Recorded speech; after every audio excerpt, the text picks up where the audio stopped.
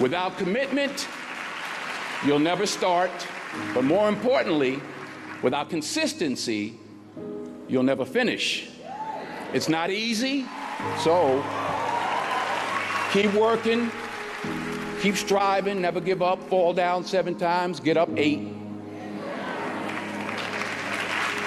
Ease is a greater threat to progress than hardship. Ease is a greater threat to progress than hardship. So keep moving, keep growing, keep learning. See you at work.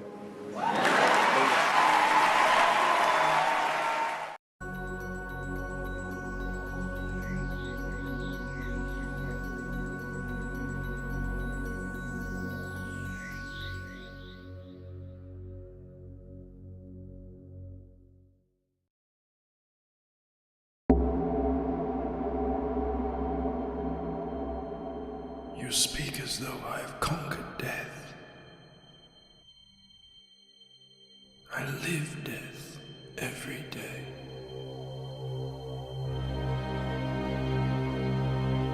I am surrounded by it, smothered by it. Look at you now. He would have everlasting life. You seek to defy death, yet you cannot even defy sleep. And our like sleep is to death.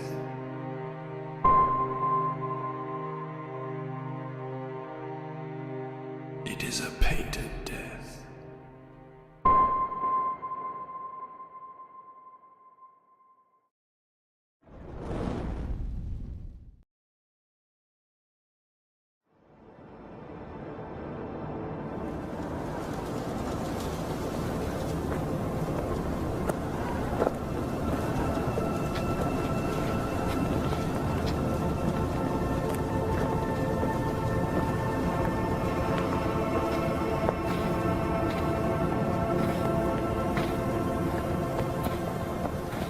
My wife, she's missing. I fear terribly for her safety. Some women are just looking for a reason to go missing. She disappeared into the Ahedar Desert, the heart of the Whispering Waste. As suicides go, it has an exotic appeal. I fear she has returned to my former mansion. If you would track her, find her, bring her home.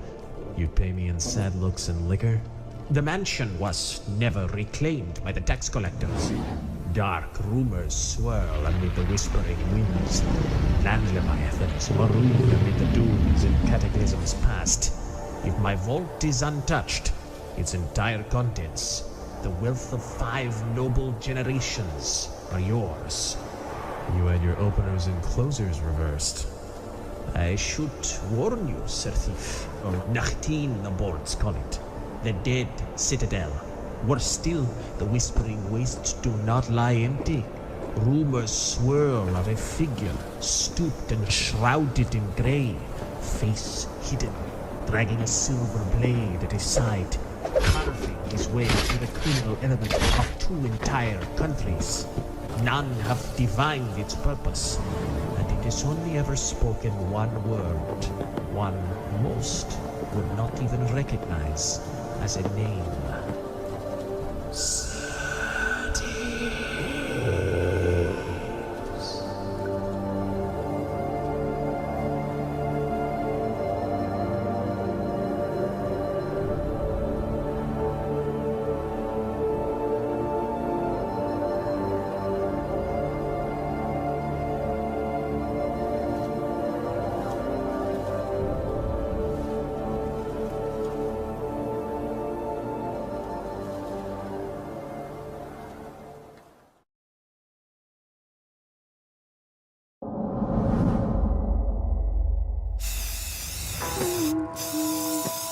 I remember childhood without any friends.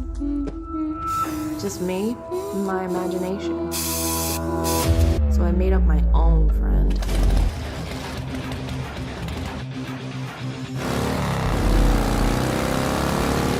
Crim's my best bud. I don't know what I'd do without him.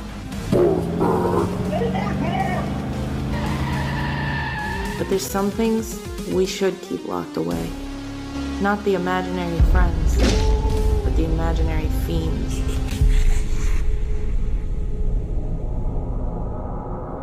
Crim, where are you?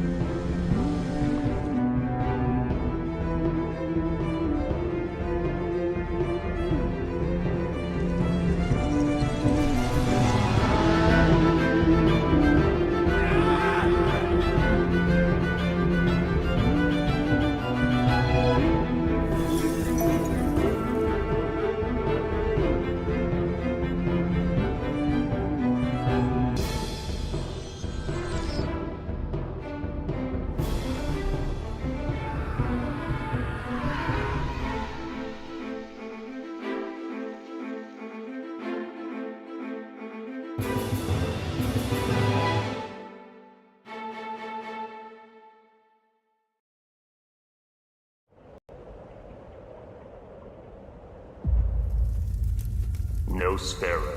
Does this word not sound like the death bird culling the living dead at dawn? It is the name both ghouls and demons dare not say, for they know it means death for the undead.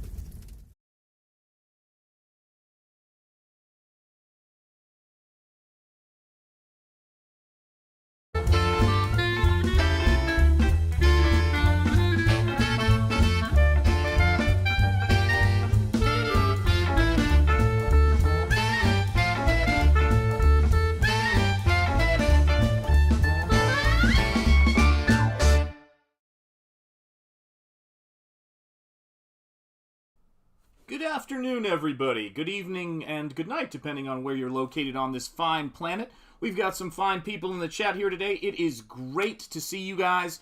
I am working like a maniac constantly.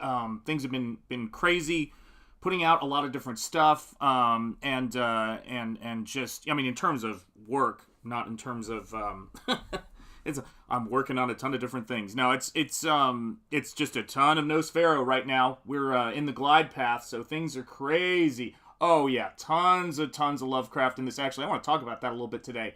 But let's see who we've got in the chat here. We've got some fine channel members in the chat. We have got channel member General Piggy. It is great to see you, my friend. Welcome, and thank you for your support so much. We've got Aviator Surge. It is great to see you. We're going to get to that whole professor thing in a bit. Some interesting thoughts I'm having lately, which, you know, they may not be interesting, but they're thoughts for sure. John is in the chat. Hail, John. It is great to see you as always, my friend. We have got, holy cow, how am I going to pronounce that? Schneily. Hello, darlings. Hello to you, my friend. Usually it's Sean Fair. I don't know what to do now. I'm at a loss. The Voyager 47 is here. Hail, Voyager 47. It is great to see you in the chat, my friend. Let's see who else we got. We've got channel member Cranberry Langers in the broadcast. Hail to you, Cranberry Langers. It is great to see you, my friend. I hope you are doing well today. We have got Hostman Socrates. It is great to see you, Hostman. I hope you're doing well. I hope everything's great in your neck of the woods. As Willard Scott would say, hail Blackjack. It is great to see you, my friend. Let's see who else we've got here. I feel like if I missed anybody, let me know. We've got Blue Teddy Narrations. Good morning. Excited to catch this live. Your art is bonkers level. Of course. Oh, my gosh. Thank you so much, Blue Teddy Narrations. I do appreciate that. It is labor intensive, man. Yeah, exactly. Short final is the point where we're a few hundred feet from landing. Yes, that's actually brilliant. Thank you for that. That's absolutely the way to do it, man. Oh, good. I'm glad to hear it, guys. So yes, lots and lots of work going on. Lots of stuff that I am always working on a bunch of different things. The thing about being an Iron Age creator, the thing about being in CG, the thing about all of this stuff that really has really been on my mind, especially when I had this interesting moment the other night when John Malin was showing the Dale Keown beautiful cover for, I think it's going to be the second printing of Godlike, but I come to think of it, I'm not exactly sure, so don't quote me on that, but I think that's what it's for. And it's just gorgeous. And I said to him, I go, when we started down this road, did you have any idea that you were going to be having a Dale Keown cover of your characters? And that is it's so bizarre, everything that happens. It's incredible. It's a miracle, but man, it is so much work when you have to do everything. And that is not a complaint. It's a fact, right? So we have to be working all of the time. Yes, indeed, John, you know it. We have to be working all the time, and things like coming up with ideas to keep the YouTube channel fresh. It all sort of comes down to us. Like, I was thinking about this, how before a stream starts, usually, I don't know, actually, come to think of it, people are doing whatever they're doing. But for me, I'm actually painting before the actual stream starts, because I'm just sitting at my desk working, and then I'll set up a stream, then I'll work for a little bit, then there'll be the countdown. And I was just thinking how funny it is that whenever I'm typing in the chat to you guys, hey, what's up? How are you doing? What's up, Sheeple100? It's great to see you, my friend. That I'm actually taking my brush, washing it out, and typing to you guys. Because that's how it is, man. That's how it is when we do things. Because there's no assistant here. And the thing for me about this kind of stuff and doing this kind of work is that I started thinking about some of the things that have prepared me for this, or at least helped me a little bit with this. And one of them definitely has been my teaching career in certain ways, in terms of communication, in terms of speaking with people, and all of this various stuff that we're doing. Sheeple100, it is great to see you, my friend. Thank you for stopping by. It's one of those things that when you think about it, you are spinning plates almost constantly, and you don't know. You put the work you do out there, you put the information out there, but you really don't know what who any of these people are when you first meet them, and even sometimes after you've had them for a semester, you don't know what you're doing. And you're just kind of putting stuff out there. You're constantly trying to go in, give people an education, help them as much as you can, and keep going. And with this is kind of everything about teaching that's required there, and everything about being an illustrator together, and then having to kind of manage the scheduling and everything else. So it's a very intense process. I understand why people don't want to do it. Spinning plates. Shanth's a chef now too. Mixed metaphors are my specialty. Wow, painting all those scales must be tedious, especially with color changes. Yes. But here's the funny thing, Aviator. I was just thinking about this before I started the stream. This character dies in this issue, this snake. He's not going to make it. So, and never will return again, as far as I'm concerned. That's how decisions are made in the world of Nosfero. Do I want to paint scales? You might not make it if you're covered in scales, because it is way too much, man. It is way too much. And the thing about it is, though, when we do these things, and when we're painting these things, it's, my hope is that, this is painted to last. This is painted to be a classic. My buddy Phil, who is of Zaid Comics, sent me a message that he just got a book that I got, I think, way back in college the first time, which is Slain by Simon Bisley. Beautiful book, amazing stuff. Yeah, sorry about the spoilers. Yeah, detailed characters, they're gonna get it. That's the way it is. That's the way it is. But he had just gotten a copy of Slain, and Slain is just a mega work. And what you'll notice is that people who do painted comics, people who do this kind of stuff, and Slane's amazing. You do these things, and they're massive projects. They become a big part of your artistic legacy. And you don't, I mean, there's how many of those do you have in you? And, you know, especially when you can do things like covers or single illustrations. And yeah, so it's a massive undertaking. I was watching a documentary on manga originator, as far as I'm concerned, Osamu Tezuka, and they were interviewing people in the manga industry for it, and it was really amazing. Yeah, you want to talk about scales? I mean, it's nonstop on this page. But they were talking to him, and he's an originator of yeah, there won't be any. Well, there'll be some scale dragons. They just ain't gonna make it, John. Yeah, too much work to draw dead. You're absolutely right, man. Nosfero stick figures. Yeah, not on my watch. But no, it's a funny thing because they were interviewing all of these manga editors, and actually, sorry, gosh, it's like another hanging thread here that I just left. So when people refer to me as professor, it's kind of odd because I mean, it's great, but it's like it almost feels like a million miles away. But I will tell you this, that I was sitting around, and one of the things I'm coming up with that I've been thinking about for a while is doing some short videos that are that I'm going to be calling Bare Knuckle Art School. And I've been thinking, I'm writing out what they're going to cover. They're going to be short, and I'm no guarantee on the timetable on these. But I want to cover certain subjects that I think are important and relevant, and things that I want people to think about that I'd be saying if I was in the classroom, or I'd be saying, just in general.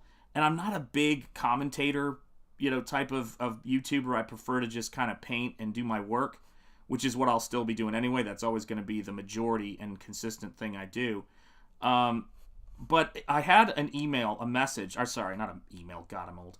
I had a text message on the internet. No, I had a text message from a former student of mine who works in the entertainment industry. And he sent me a message, and it said, essentially, the first line of it was, "Man, art school, name in quotes, needs you back teaching." And I laughed, and I was like, well, why? Why do they need me back teaching? And he goes, "These students have no idea how to email. They have no idea." And this is someone who is fairly big, in the industry. He's like, they have no idea how to email. They have no idea how to speak to people. Like, it just was kind of, I was like, wow, you've gotten old too, huh? Like, we've all gotten old. It's tragic, even the students. And I started thinking to myself about how, and I said to him one time, he's like, he said college used to teach this stuff. And I thought for a minute, and I thought, and he understood what I was saying. I said, actually, the college never taught that stuff. I taught that stuff, if that makes sense. And I don't, like, it is what it is. You go, back in the day, they'd drop you in a classroom and say, write your curriculum and good luck. And you either sank or swam, and it's one of those things. Yeah, you have to empty your bladder halfway through the stream. Just don't do it on your desk. I won't. I promise. Yes, making radios from coconuts. Yes, indeed. You might like the second season of Demon Slayer. I've heard good things about Demon Slayer, actually. So here was the thing that was sort of interesting to me is that my first video is going to be on this sort of phenomenon of portfolios where people are just drawing, their manga characters, and not even the whole thing, just like manga characters. It's like a phenomenon in things, and explaining like what that's about, why people need to not do it and understand certain things, and but they can do whatever you want. It's a free country, at least, hopefully where you are. But the whole point of it was, when I go watch a documentary, let me explain to you what I've learned about manga. Let me mansplain to you what I've learned about manga. I was watching this documentary on Osamu Tezuka, and this is the stuff I actually showed when I was a teacher. I showed manga stuff when I was a teacher in college, but I showed it in a way to get people to take it seriously. They have a bunch of editors sitting around a desk, and they're talking about what are the biggest problems of manga creation. What's up, Phil? It's great to see you, brother. How you doing, man? I want to see if you guys can guess what they said the biggest problem in the creation of manga that a lot of them were dealing with at the time. Yeah, now I'll tell you like it is, sweetheart. From Hostman Socrates. What do you think they identify as one of the big problems they were dealing with? I remember my students hearing this, and they had this reaction, this sort of horrified reaction to it, and I was like, there you go, kids. That now you're understanding what this stuff is about. I just want to see if anybody in the chat can guess. It was in the documentary that came with a book, Osamu Tezuka, God of Manga, and it was a documentary of the same name. And the editors were all talking about it, publishers, and the stresses that they deal with. And they said, one of the major problems is... Let's see. Shanth, you're mansplaining? Well, to the extent that I can. I have the energy. But doing hands. That's right. Exactly. What do you think they said? Attitude? There you go. There's some good ones. Great. Some good ones in there. You guys are doing well. There we go. Look at that. Oh, art's amazing. Art is just magic. I mean, it takes forever to get to a point where you're halfway decent at it. And boy, will you experience a lot of insanity and slings and arrows if you step into it. Let me tell you. These are things that aren't new to anybody who's been doing it for a while. But yeah, if you want to stick your neck out there, there's always going to be people with axes. But what do we have? See what else we've got. Deadlines, lack of sleep, that's close. Lack of sleep is good. Attitude is good. Yeah, working too much. We've had 2 40-something-year-old, about my age guys, die from their hearts exploding. So that's not a good thing.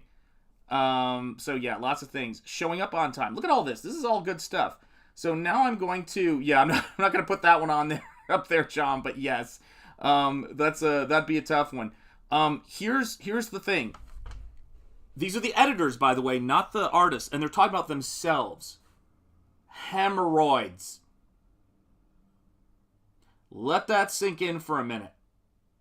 They talked about having to sit in chairs and sitting around all day working on stuff at their desk, the constant stress, the constant, anxiety they're under, that. And my students just were like, ugh, and I went, that's the glory of manga. That is the glory of anime. That is the glory of working literally your ass off. And so I always tell people that if you're a fan of yes. I need to get a standing desk. Yeah, but this was the thing that really cracked me up, and I do agree. I think standing desks are a good idea. Actually, I have a desk I could stand at, but this is the problem. Then I'd have to change my whole camera rig, so it's oh god, I can't even ponder what I would do there. But so this is a thing that's interesting to me. Manga and comics are about, including what I'm doing right now, are not about what life would be like to you if you were a tomato. Getting in touch with your creative chi, although you do have to have some magic and some ability to connect with it. But it's basically, in the back of your mind, you're saying to yourself, all right, it's time to be creative, and then you hear a voice scream, right now, go do it. It's not about sitting back and trying to figure these things out. What's up, Scottsley? It is great to see you, my friend. How are you doing? And hello, Sulcurialt. It is great to see you as well. And yes, I know, I think about him every single day. Yeah. This is the thing about it, right? Yes, I will. I absolutely will. And this is the thing about it, though, guys. And I gotta overstate this. Nobody gets into this game for any of the reasons that, casuals would think, right? And if people want to say that, like, okay, I'm serious about my craft, I want to be able to ask them some basics about this thing that they like, whether it's manga or anything else, right? It's like just tell me what you know about it. Tell me what you think it is. When you're young, you're supposed to, not, have a great understanding of things. It's normal to not understand everything. But I do think that there is this kind of mentality that if a lot of people my age are doing something, then it must be a good idea, which is actually not how you measure good ideas, as you know. I remember how I viewed comics when I was younger, right? And I would go to conventions, and this is the thing I think is really important. I would go to conventions, and there was always people in line at conventions showing their comic book artwork. And it would be just a bunch of character sketches where their heads were floating in the middle of the page, or there was like one character design. And there was this editor who famously said to this guy that was being reviewed, "You're showing me a bunch of random notes and you're trying to sell me on the fact that you can write a symphony." It's really great advice, and it's something to think about. And so I wanted to tackle some of these common sense topics so that friends of mine in the industry who are like, where are the people who are saying this stuff, could send people in my direction. And I can say what I want to say. I can be frank about it. In my class, I was always very, very frank with my students. And towards the end, and this is something this is one of the things. All right, take care, my friend. You got to head into town, Scottsley. Take care. One of the things that I, ran into was that you start throwing life preservers to people to try to help them, and they're like, I don't like this color. And you're like, well, why am I throwing you a life preserver? This is crazy. You don't even want it. And the thing I always say is that when you're a art teacher, or when you're trying to instruct people or give advice, you have to make sure that the people you're giving advice to understand your role. You are their defense attorney, if that makes sense. You're their defense attorney. And you are prepping them for what's going to happen on the other side of their experience. And a good defense attorney is going to help you prepare for what the prosecution is going to come at you with. And if you're trying to prep somebody for what's going to happen on the other side, and they're saying to you, why are you prosecuting me? You're like, you know what? Take the stand. Say whatever you want to say. God bless you. Exercise your First Amendment rights, and I won't instruct you on the Fifth. And that right there is why I'm not there anymore. It's because you feel perpetually thwarted trying to help people do things and having an increasing majority of them not want to hear them. Because when you're on somebody else's, whatever you want to call it, in somebody else's space, somebody else's job, you're only as free to give people sound advice as the administration would like you to be.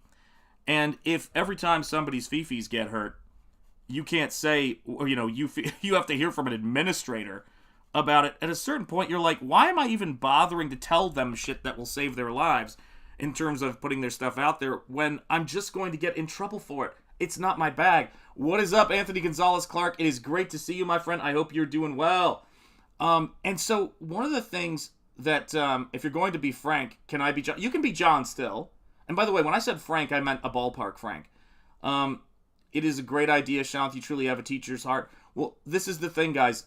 It's, how do I put it?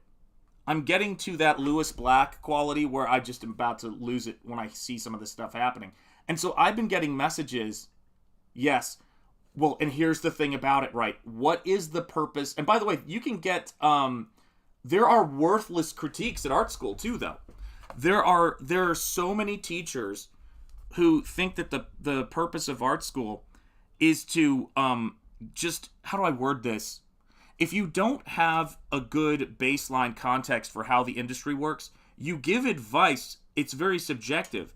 Now, tough advice is always going to be, or all advice is going to be a bit subjective. But certain things that you guys always say in the chat, show up on time, say yes, say please, say thank you, say yes sir, yes ma'am, believe me, that will come back in vogue. And chances are, if someone's going to flip out if you say those things, it's probably a place you don't want to be working anyway. But 9 times out of 10, the thing about all this stuff and how these things work is that you're dealing with people who are not you, and you're trying to understand how they work. Now, when you're on this end of things, and I'm, in my mid-40s, for God's sake, when you get to this point, things shift. But teaching people to act like they haven't done it, that they've had these big careers, you know, where they've like, oh, I've lectured at Microsoft, I've lectured at Wellesley, I've, you know, been flown up to Microsoft Games to talk about various things I've worked on for Wizards of the Coast. Like, you know, the freaking resume stuff. You're not supposed to talk like that when you're a kid. You're supposed to shut your mouth and get to work. You earn your right to imagine by your skill set. You guys see these scales right here. It doesn't matter what, you know, how do I word this? The reason why artists don't typically like to do comics, the reason why there's a lot of artists who won't do comics, they're like, why don't I just do my art books, frankly, is because once you commit to a story, you're going to paint a lot of stuff you do not want to paint. Do you know what I mean? And you're just going to paint stuff you do not want to paint. You have to paint this, you have to paint that. And most people don't like that commitment because, you know, the discipline aspect, as Customato, Mike Tyson's trainer, said, discipline is doing something you don't want to do as if you love it. The last part is important. So that's what it is. Whether it's streaming, it's making a thumbnail, it's scheduling a stream, it's doing all of that stuff. Now, manga artists and any working industry, it's a machine. And you have to sort of crank that stuff out and make it work. And I want people, when they think about being an artist, to understand what it means. You know, it's like I want them to have... There's stuff that you should have professors that are smart enough to tell you things, but they aren't. And hail, Julie, I just saw you in here. Great to see you, Julie. Does anyone else do fantasy staffing of Elon Musk's Fantasy University? It might be the Texas Institute of Technology and Science, but there would be a humanities department. Yeah, I would love to see that kind of thing, you know. And this is the thing about it. Yeah, you earn your right to imagine with your skill set. I like that sentence quite a bit. Yeah, because this is the thing, guys, is that I've been a great example of this kind of thing. Trusting students, for example. When I came in as a teacher, I was really green. And this is true on the internet, too. Someone would come up to me and they would tell me, I want you to ponder this, and I'm sure a lot of you guys have been through this. Someone would come up to me, tell me a story of this hardship in their life and why they can't, you know, get their work done and everything like that. And I was always, you know, I was me, and I was like, oh my God, I'm sorry, let me help you, blah, blah, blah. And a lot of times students had been through some really tough stuff. But the first time you, or I should say maybe the third or fourth time, you get rolled by a student who made up things that didn't exist in their lives, you go, okay, I can't just, I can be empathetic, but I can't trust everything everyone says to me. I can't do it. It's crazy. And that blows your mind. And thank you, channel member Soul Curialt. I should have made sure I got your title correct there. You know, yes, I completely understand that. So you have to look at people from a standpoint of, trust but verify, Ronald Reagan. Amen. And so you have to look at things and you learn really quickly, or you will get rolled big time. You learn really, really quickly what things you have to watch out for and what things you have to pay attention to. Now, when it comes to hires, it's the same thing. So why is this person contacting me? Well, they're contacting me because they're like, I can't find good students. Well, how did they verify good hires previously? A lot of people, more than I care to even ponder, who were hiring at a lot of these places, if they were hiring students from colleges I taught at, and sometimes they would just contact me and say, Shanth, who have you got? That's good. That's the reputation I brought up, or I built for taking my job seriously, for giving people an honest appraisal. That's what you get from teachers who have good eyes, who understand what how things work. They actually end up being the contact for a lot of these places, and not, by the way, the college, because the college is a random collection of people. And he was a wise man, no doubt about it, man, no doubt about it. And so when people are asking me about, like, when I keep getting these messages, I said, this is sort of what our problem is. We don't really have anybody saying things, and they can't. Professors today are so scared of the students and the administration.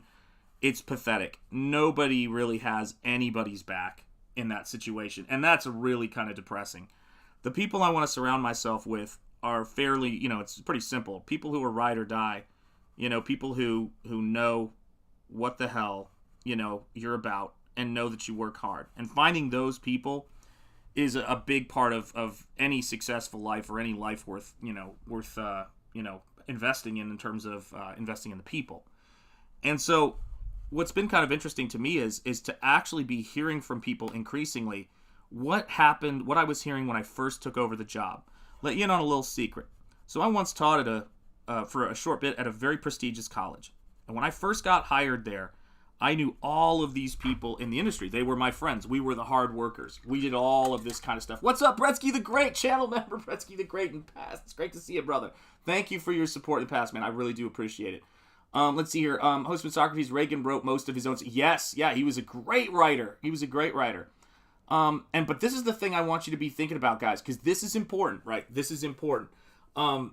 Is that when I first started teaching there, I contacted this friend of mine, and he said to me, I said, hey man, I just started teaching at said college. I'm trying not to mention any college's names or the person's name, and I want to try to get some students some internships there. And here's what he said to me, guys. Successful person, an alum of the college.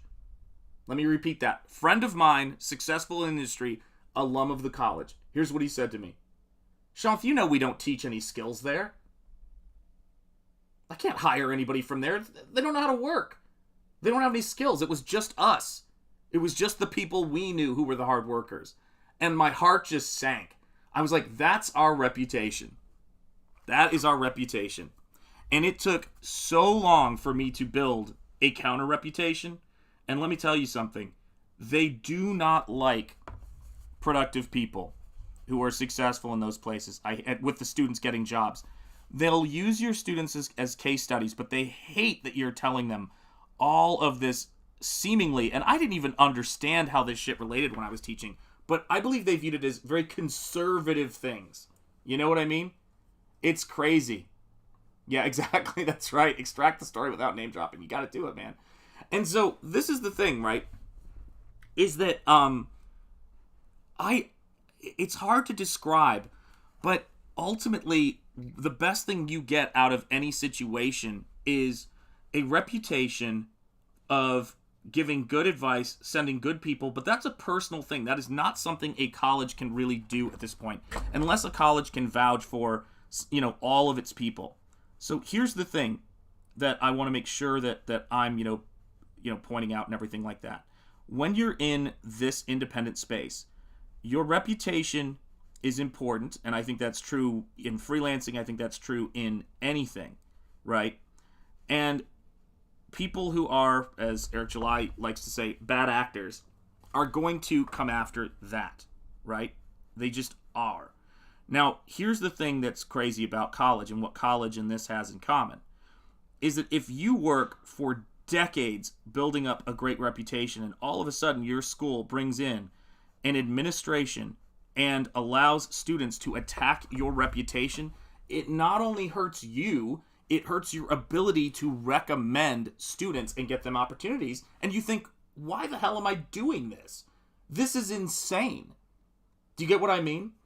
And so it's interesting to me because most of the college professors who are there, and like all of us, man, we've got kids, we've got families. This is major to step out of that space. It would be so much safer, better, and financially responsible to stay in that job. You are looking at the rarest of creatures right now. Somebody who gets to the point of getting a full-time professor job. Google the stats of what percentage of people become full-time faculty. I'm not talking about part-time. I'm not talking about adjunct. I'm keeping it in this incredibly rarefied group.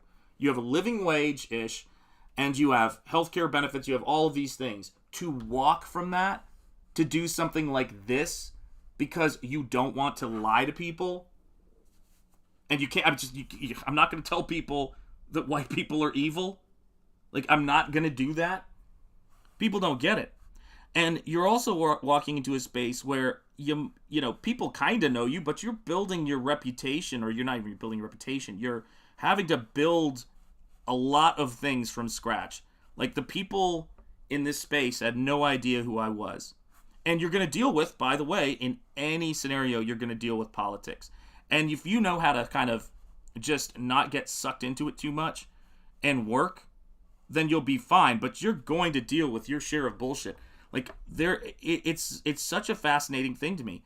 And I guess the thing for me about it is, I don't know if there's much of a benefit for doing videos like the ones I'm considering doing right now. I don't know. I can't speak to that. But it is painful to watch people with terrible advice getting their advice out there and there being no counter advice for it. And that's the thing that kills me, man. But that was beautician school you went to. Beautician school would be a good investment, I think. I didn't know that. Oh, here we go. I did my undergrad full-time while working full-time and still pulled a high GPA. Used to irk me watching kids who lived with their parents and no job complaining about their homework. Yes, absolutely right. So the money trap of education, all you need is more education, is their pitch? Yes, with no evidence, by the way, with no evidence that it works. Lord Ravener, it is great to see you, my friend. Hail, Lord Ravener, channel member Lord Ravener. It is great to see you, brother. I hope you are doing well. Yes, it's going to start a Chilean recipe series. I wish I could, man. I wish I could. Would that I could. And it's true.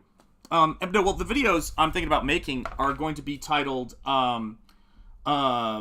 Bare Knuckle Art School.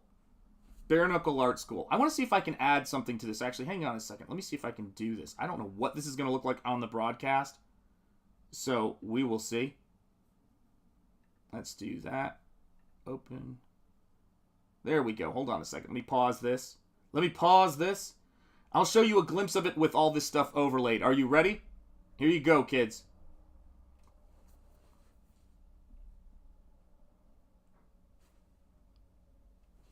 Is there audio? I don't think there's audio.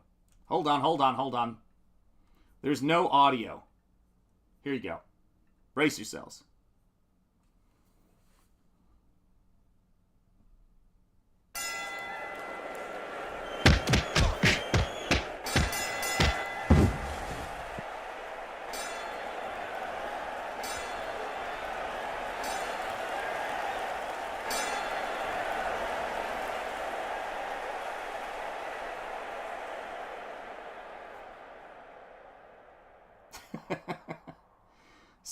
So there you go.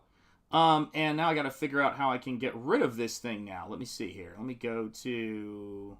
Oh, boy. Now I've got myself... Oh, hold on a second. I'm just going to skip to my... Unless my other main is now going to be screwed up. Let's see. There we go. That's better. So you guys get an idea. Yeah, based is the word in that. Which is, if you need to be told... Like, good Lord. It's like... I don't know what's worse, going to the doctor when you feel fine and hoping they're going to tell you you're sick, or going to the doctor when you're sick and hoping they're going to tell you you're fine. I want the objective analysis of what's going on. The reason I haven't been streaming the last couple of days, I actually popped on mail-in stream and things like that, but I was feeling not so great for the last couple of days. And it's just not been getting enough, sleep, just doing too much work, all this kind of stuff, and just trying to... And needed a break, needed a break. And because I was sick, when I say break, I mean I need to collapse and rest, because I can't take breaks. That's not something I get to do. And, but it was one of those things to where I started thinking, what are people doing? Like, every freaking teacher has said the same things forever. It's not about manga, let me be clear. It's about the comic book kid, the Disney kid, the anime kid. They don't mean that they've got Alex Ross as a student. They don't mean that they've even got, any of the great comic book legends, right, as a student, and that's the problem. They mean they've got a student who draws Disney eyes, or manga eyes, or superheroes with terrible anatomy, right? Like, that's what they mean. And they don't know how to talk to people without saying things like, the problem isn't manga. So they go, you're doing that manga stuff. Who wants to hear that stuff? What's up, Michael Bancroft, channel member, Michael Bancroft. In the house, not so great. Hemorrhoids? Yep, indeed. And this is the thing they need to tell people.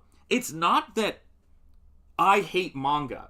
And they need to be serious. They actually have to care about manga, know what it is. It's not that I hate manga. It's that judging by your artwork, you seem to hate manga. Because it sucks. Do you understand? This isn't manga. There's no labor in this. There is absolutely nothing wrong with being a Sunday painter, with wanting to draw little manga characters. But that is not what manga is. It's not what comics is. Comics is a 24-hour-a-day, exhausting siege against the paper in the hope it turns into something. Amen, Brother Michael. Don't type if you're drawing, man. God. Yes, exactly. It's going to cover hemorrhoid prevention. Yes. Just dropped Mel at the end. Oh, the kids off the airport. Oh, my gosh, man. Yeah, God bless them and safe travels to them, man. Safe travels. Do you know what I'm saying? And hail, dear man. It's great to see you. But this is the stuff that bothers the shit out of me. That I had teachers who hated comic books. They were of no use to me. And I had teachers, because they didn't, my problem wasn't I wanted to draw comics. My problem was that my stuff wasn't very good. And I made a career out of teaching, going in and saying, oh, you like Disney? Well, why doesn't your work show that? Do you know who Mary Blair is? Do you know who Ivan Earl is? Do you know who Mark Davis is? They could actually effing draw and paint and make things. Raise your game. Oh, you like manga? Are you fast? You know? Michael's family has left him. Now he will turn to the drink. I'll tell you what, I hate the drive home from dropping off my wife and kids to go on a trip somewhere. I miss those little boogers when they go. Oh my gosh. Vagabond Berserk and JoJo's Bizarre Adventure don't have the weird eyes. Yes, I have a book on the artist who did JoJo's Bizarre Adventure. And I think I have it. It's called, is it Jojo Veller or something like that? It's this big art book. But here's something for you. Students would come into my room and they would say, I'm a big fan of JoJo's Bizarre Adventure. In the chat, let me know with a thumbs up, or let me know with a 1 as we do. God, it's like I'm learning the internet for the first time. Oh, look, baby deer's just getting his legs. Let me know if you know what JoJo's Bizarre Adventure is. If you've read the manga and you understand what the gist of the art style is for JoJo's Bizarre Adventure. Give me a 1 in the chat. Give me a 1 in the chat. And if you don't, Google it right now, actually. Open another window. Don't leave this stream. Why the hell would you do that? What the hell would you do that? Open another window and Google JoJo's Bizarre Adventure manga and just take a look at what the artwork is and familiarize yourself with it. Okay, cool. We got some 1s. McGregor Bull and hail McGregor Bull. Good to see you. Blue Teddy Narrations. Good to see you. Excellent, excellent, excellent. Very good. No, but I know JoJo Drumsticks. Oh, God, yes. Good stuff, man. I don't know what that is. Okay, cool. Excellent. Okay, now if you're familiar with the art style, I would come up to people and I would go, I just love the art style of JoJo's Bizarre Adventure. I love the artist. It's so cool. You know, I just think it's so, so great. And I'd go, that's cool. If you're a fan of it, then you ought to know. And hey, what's up, Duck Bacon? How are you doing? God, you know, bacon is always a great way to end something. And I love that icon. Hail to you. I'd say, do you love JoJo's Bizarre Adventure? Do you really love it? Okay, cool. Then obviously you know the work of fashion illustrator Antonio Lopez. And they'd go, what? Antonio Lopez, he was a fashion illustrator in the 1980s. Some of the people he used as models were people like Sigourney Weaver. He was a huge influence on the way fashion illustration went. And the artist of JoJo's Bizarre Adventure, who used to be influenced by Fist of the North Star, discovered his work at some point, and then basically made that his influence. So now Google fashion illustrator Antonio Lopez and have your mind blown. This is how you further your education, and this is why ideas like appropriation are so stupid. It's because everyone else around the world has not signed that contract with us. They don't care. There's 1.3 billion people in just India. We're only 385 million. And the people who are all appropriation-y are probably less than 50% of that. 50% of 50%. When you see that stuff, hail Timmy Mellow. It is great to see you, my friend. How are you doing? Channel member and legend. What's up, Got Blade? Good to see you. Manga is a style so that you can have no identity of your own and can be replaced as if you never existed. Unless you become one of those rarefied few. What's up, Neon Todd Studio, who look at another illustrator artist, like the creator of JoJo's Bizarre Adventure, who, wouldn't you know it, started getting hired in the fashion industry. Why? Because people in the fashion industry know he's referencing Antonio Lopez. So you look at that stuff and you see what it looks like, and that's what real research is like. That's what your teacher should be coming at you with, oh, I'm salty as F today, but in a good way. I'm fired up, baby. I'm fired up. Because this is the stuff I've been thinking about. We have got to seriously get to work with what we're doing. I think it's because I'm getting fired up. One, because you get really exhausted on that last bit of doing a comic book or an art book. You feel so freaking tired, and you have to just kind of work on things. And I get fired up as opposed to fall asleep, because there is no, sleep does not exist in this dojo. But this is the thing about it, man, is that as I look at this kind of stuff, I see a lot of people who think they're like, nobody knows. I mean, Eric July talks about this. Nobody knows what goes into this shit. You guys are here with me. You guys know probably better than most. You guys sit in here and watch this stuff. But if we watch manga artists, it's like, you'd go, oh, that's why your heart exploded. It's like, it's insanity. And I say to people this, is that enjoy knowing you don't know very much when you're young. Enjoy knowing when you watch boxing that you don't know what it's like to get up and do road work first thing in the morning and be completely exhausted. I love, and we've got, when I think about aviation and aviator surge, I love not knowing how to fly a plane. Justin Buckley, speak of students and they shall appear. I was shocked by how many of my classmates didn't know the names of work of their inspirations. Yes, Justin, and I remember it, man. Justin is a former student. It is shocking. Yeah, fire it up. Fire it up. That's right. Oh, man. Here's to you, buddy. Yeah, I think if I was any of those guys, that's who I would be. I'm not Skank. Skank over there. Skank's dead. But it's a funny thing because, everybody looks at Frank Frazetta. Everybody looked at Arthur Adams. Everybody looked at Michael Golden, all of these artists. Everybody looked at Gene Colan, right? Not Gene Colan. Don't get those two things confused. But everybody looked at that stuff. You can't look at someone like Todd McFarlane's work and go, well, because he saw that stuff, that's why he's famous. No.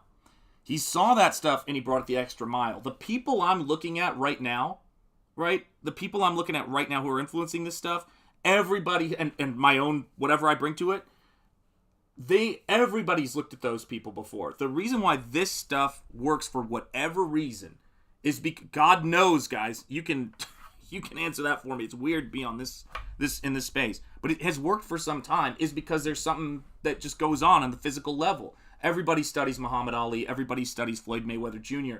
It's not about that. It's about the muscle memory. But when it comes to being educated, if your art history about manga does not start with Osamu Tezuka, and I don't need to go back to Hokusai's, manga book and his about how to do animal art, but every artist should know who Hokusai is. What are you bringing to the table? Hell yes! Admiral Wackass is here, channel member, godlike genius. Woo, for a moment, you were talking, Gene Simon's cool, yes. Yes, exactly. No, it is. I think you'd really enjoy manga series, Bakuman, Shanth. It's by the same people who did Death Note, and it's about two kids trying to break into manga. I would love to do so many things. I have a book of one of my heroes that I just got, because rather than buy it for myself, I got it bought for our library at the college. God, it hurts sometimes. But this is the thing I got to tell you, man, is that I've got a book here. You want to see someone that breaks your heart? What I've got next to me? Here's The Art of Brahm. Also influenced by Frank Frazetta. How many people were influenced by Frank Frazetta that didn't become Brahm in the fantasy world? I've been looking at this guy's stuff since I was in, I think, middle school. I've been looking at that dude's work. Amazing. He's actually, weirdly, not an influence of mine. I just, thank God, I love his work. He's just, what he does is, he's in his own, God bless him. He's like one of those guys like Simon Bisley. Somebody I love, and I'm just like, God, I don't know what you're on, like, art-wise, you're a genius. But this is the thing. There's so many recreational things I'd like to do. And reading reading comics is the most difficult to find time for. But because if I want to listen to an audiobook, I can paint and do that. If I want to listen to a movie, I can paint and do that. If I want to look at a comic book or read a book, like actually hold a book physically, I can't do that, because that is just not something that I have the time to do, because it takes me away from this. And that's what I want to tell people. A couple of things. One, art is harder than you can imagine. You have to be a lunatic to want to do this. You have to, and it's great. I love meeting other lunatics. You have to be a lunatic to get so into comics that you back them. You crazy psychos. God bless you. I'm returning on your investment, guys. I mean, if you take that money and you divide it up into an hourly rate, I want you guys to know I'm making sure you get your money's worth, right? And I'm painting something insane. Like, this is insane to do this stuff. And yes, Brahm is gorgeous, man. Yeah, Brahm is amazing. He's amazing. Now I know who Antonio Lopez is. Thanks.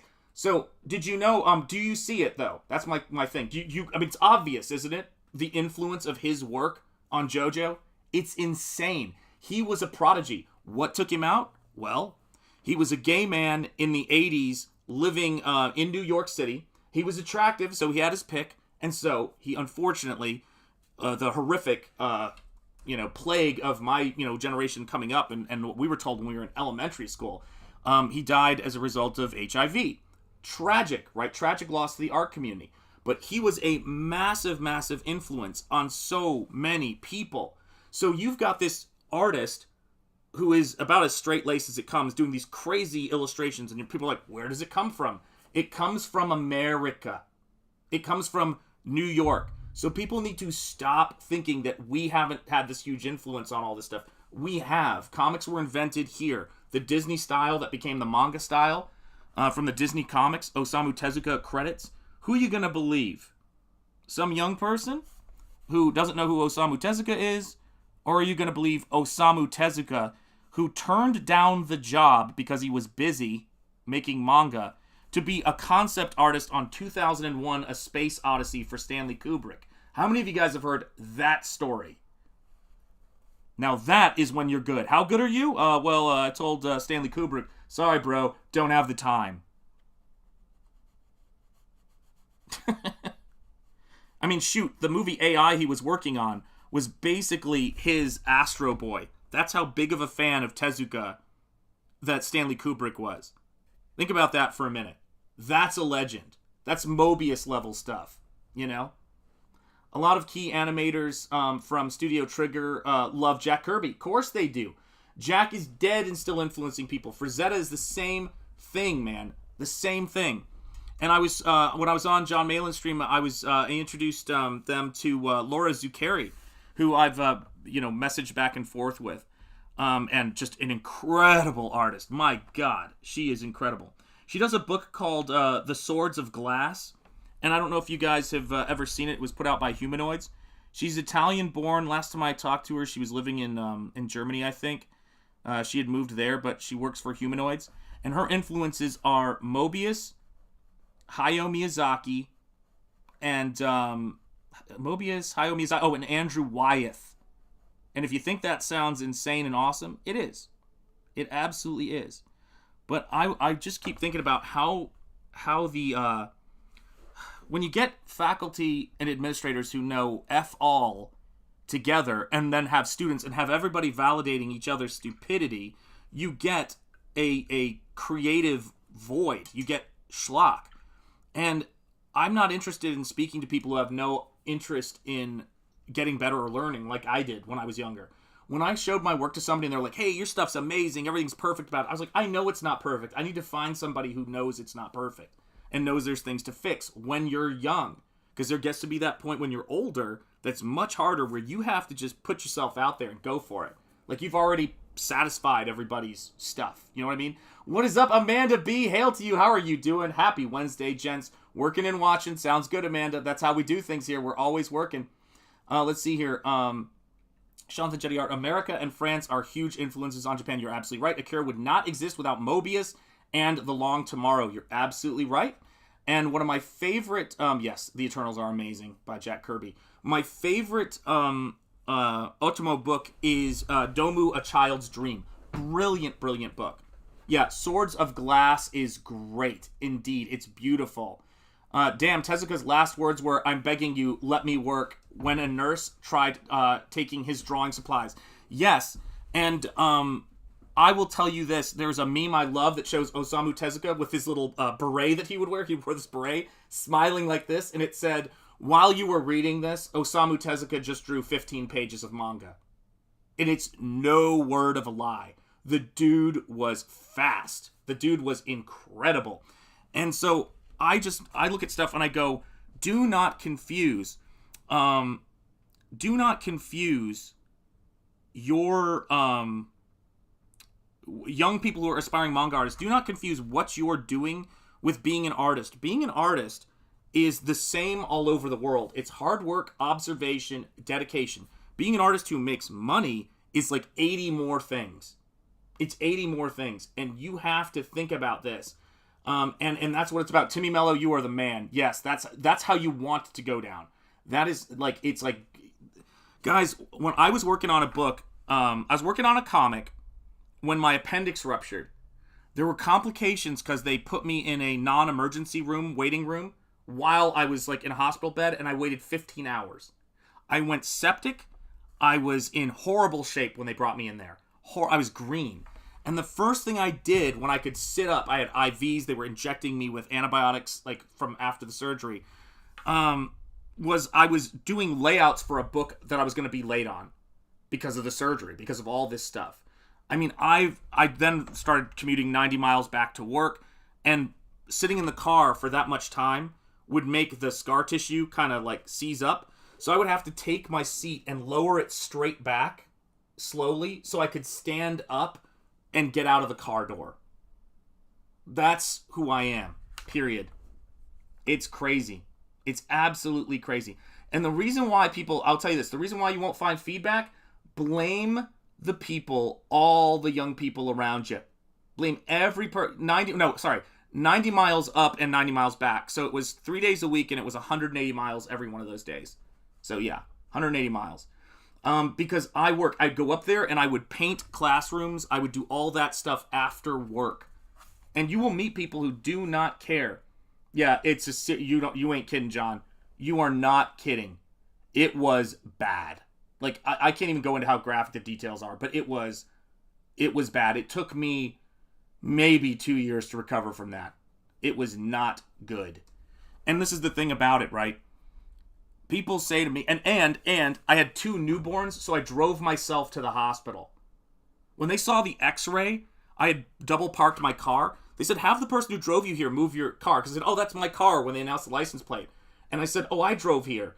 The dude looked at my x-ray, the ER doctor, and he goes, you could have passed out or died behind the wheel. I was like, I don't pass out, man. I don't. I wish I actually, then an hour or 2 later when I went septic, I did pass out. So, but that was different. That was 15 hours later. But that's how you've got to do this stuff, man. Do you know what I mean? Oh, Dan Lawless in the house. Hail, Dan. It's great to see you, brother. How you doing, man? But this is the thing I need people to be thinking about, right? Weak people cannot do the shit I'm doing. You would have quit way before now if you were weak. The people who show up, back comics, skate books, and all that stuff, it is a tremendous leap of faith, man. It is a tremendous leap of faith. And I appreciate that stuff. And it's such a crazy thing. It's like this commitment to try to make this stuff, make this world a better place. And I guess I've been saying to myself, I remember seeing Star Trek, which one was it? Was it Wrath of Khan? I think it's Wrath of Khan, one of the best. He says, when he says to, was it Wrath of Khan or no, it's Star Trek the Motion Picture, I think. He says, Spock says to Kirk at some point, I think, God, I wish Anna was here. Spock says to Kirk at some point, what do you call it? If I may have an opinion, shit, if Anna was here, she would kill me on this. But it was a mistake for you to give up being a captain. Being a starship captain is your, paying off screen, is your first best destiny. Anything else is a waste of resources. Love that quote. But the thing I think about when I'm looking at all of this stuff is that I won't go back I would never go back and work in education in terms of the current administrative bureaucracy, but I do love to teach. I do love to explain these things because somewhere in this country or around the world, I've always believed, and why I started teaching, was that there was somebody like me who just wants people to tell them the truth. Hail, Shipbird Militia channel member. It is great to see you, my friend. Yes, indeed. Let me see here. Back to Lost Pages 3, guys. Links in the description, indeed. Kind of why I came here. Yes, exactly right. Know what I mean, Vern? Oh, dude, you ain't kidding. You know that guy was from near where I lived? And that's why I say, know what I mean. It's the weirdest thing. So you can tell where people's accents come from by where in Europe they were colonized from. So when you see people from the north in England going, do you know what I mean? Do you know what I mean? And then you hear people from the south going, you know what I mean?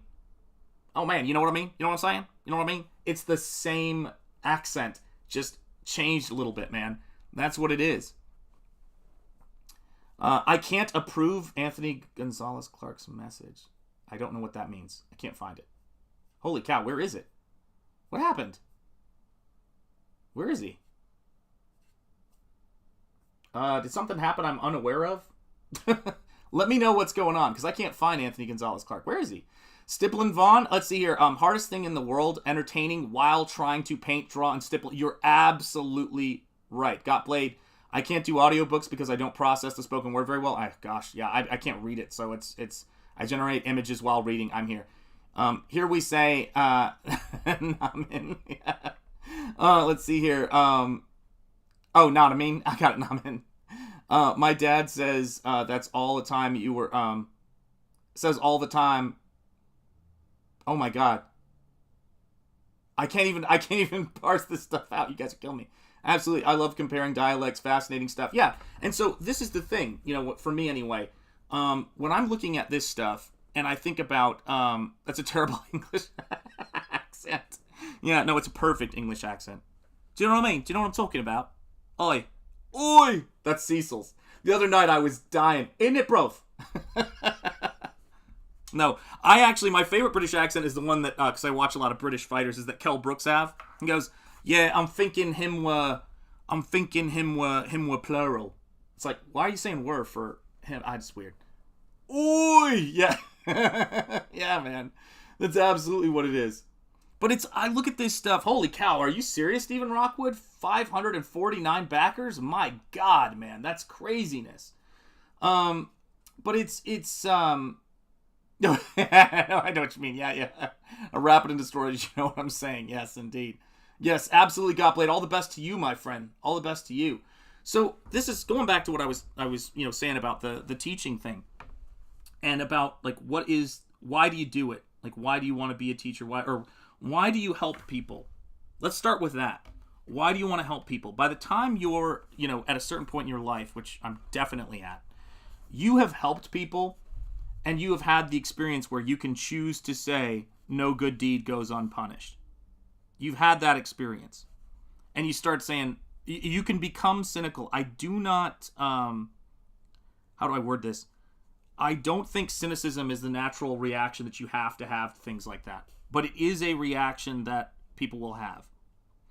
And the thing about it is, you've got to help people, or you've got to do things and give out information that you want to give out because it's the right thing to do.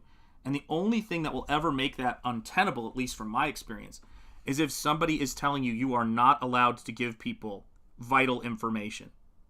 That is not going to help anybody, because you know full well, when you send people out into the art world with bad information, oh, no wonder the camera's been bumped into. Sorry about that, guys. When you send people out with bad information, it's like you might as well have not even been there. It's like it's just tell people don't do that stuff. As my one of my teachers in high school said, I went to this all-boys school. It used to be a military school. I always say it was a lot like Dead Poets Society, except it wasn't a comedy. and he used to say to us, boys, don't piss into the wind. He used to always say that. And that's basically what all advice kind of comes down to. It's like, if I say to somebody, I don't say to somebody, don't do that thing that you want to be doing. Go do it. Right? But have some informed consent. If all you do is draw crappy manga characters floating in space, or manga characters floating in space, and by that I mean, you guys know what it is. The kind that everybody frickin' draws, right? You will never go anywhere with it. So if you want to do whatever you want to do, then that is fine. But if you commit to doing a comic book like we're doing here, yeah, just put a lab coat on, you're right. Seriously, you'd be shocked. That probably does work. Yeah, don't pee upside down, indeed. Yes, Double Impact tonight, Major Pain. I'm looking forward to it. I'm going to show Mrs. Enjeti that movie. Serving others is serving yourself. And serving society in the sense of, you've got to, if you hate the narrative being said, you've got to present a counter narrative that's actually inspiring. That's the trick. I'm still trying to figure out where some people find the R in Washington. Yeah, me too. Hail lawless indeed. I was really frustrated with college. Most classes just felt like expensive book recommendations. Yeah. Well, this is the thing about it too, is that recommending books, it can be a really important part of what you do in college. However, even if you don't get, this is the craziest thing. When I think about the stuff I did, I think, man, what was I thinking? I actually got a bookshelf in the classroom and I spent thousands of dollars. I don't have that kind of money now, and I didn't have that kind of money then, on books, so that if you were broke, you could go in there, and they were my books I bought. They weren't the school, nobody helped me with it, and put books there so that kids who were broke could go in there and get access to high-quality books to study. And I said, they can't leave this room, so you come in here to work, and you've got these books, and it's like a studio space. But I can't do that stuff anymore, and it's like, because there's not, it's like, where would I do that? But I can show books here. And with Google Images, the cool thing about it is you can now see all this stuff. Like, you can now find images of all these different artists. So, I mean, that's the thing that I guess has been really on my mind, which is, on my YouTube channel and on my campaigns, I'm the dictator. That's it.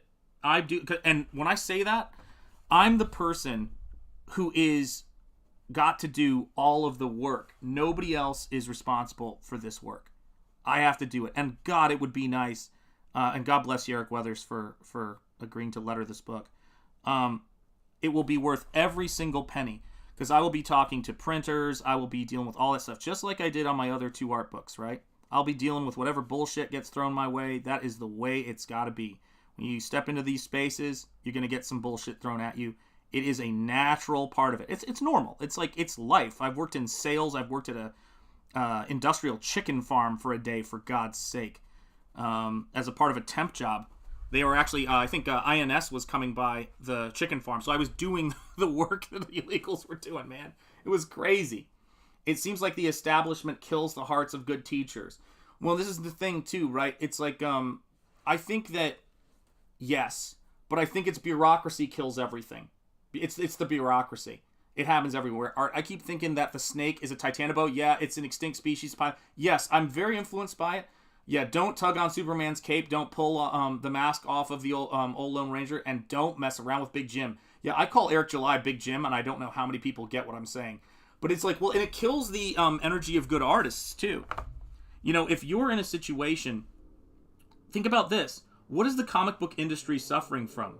A purge of talented creators, and the mainstream, I should say. A purge of talented creators, people who worked for decades, and people should have had their back for their contributions.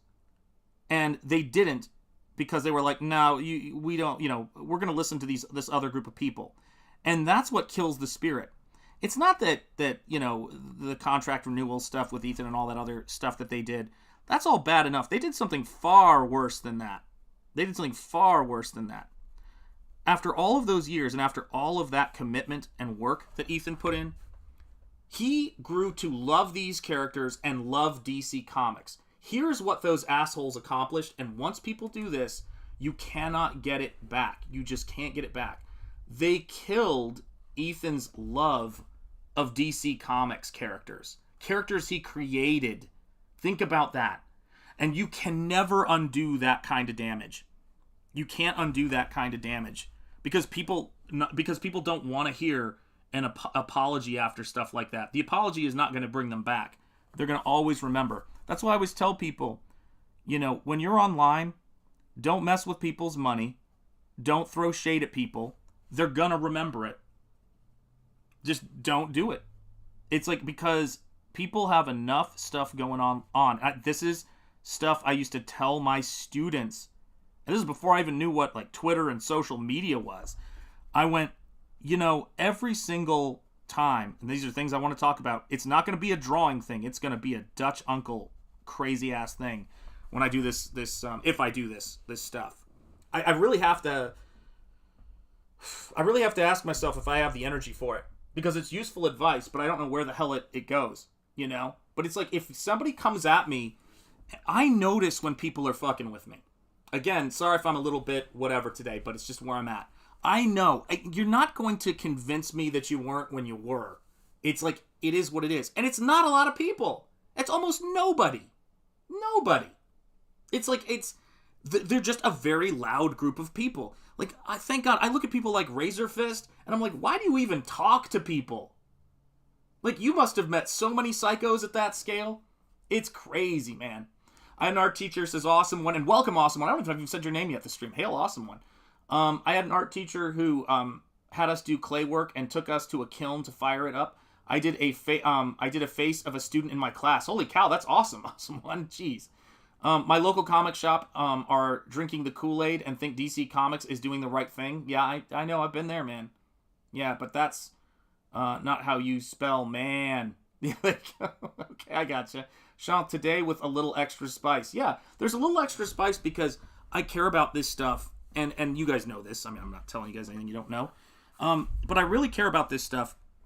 And I've been doing a lot of thinking this past, like, couple of weeks of just, I want people to, I want to make sure that I'm clear about the things that I'm doing and clear about the reasoning for doing them and all of that stuff to the extent that that's possible.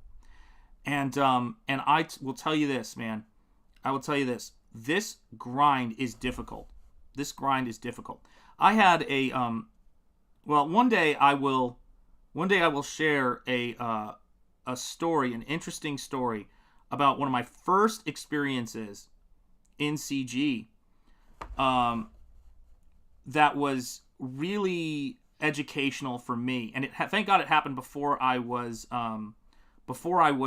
came out into this. So I still went ahead. I was glad actually because I learned. Actually, no, I don't like to do blind items. So when I was early on in CG, and I don't know if I'd even done videos for Ethan at that point. Everything came after this. It was the early days of CG. It was the time when Ethan could show your work on stream, and you could launch something, and you would get like a bazillion backers. Like, these are early days of CG. Early days, right? And I was not even remotely thinking about that stuff. I was doing art books, but I sent Ethan a message, and I was like, hey man, just a positive thing. Like, you're a good person. Don't believe this bullshit that people are throwing at you or whatever. And it was like, I didn't even think anything about it, right? And I do this. You'd be surprised to know I do this shit a lot.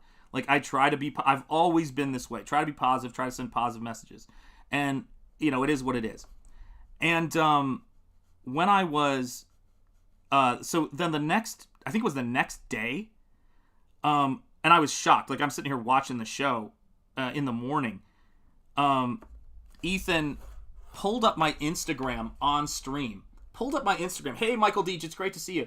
He pulled up my Instagram on stream, said, this guy's art is fantastic. Look at this stuff. Everybody on the panel, or not everybody on the panel. Some people on the panel, most of the people on the panel, like Art T-Bear was there.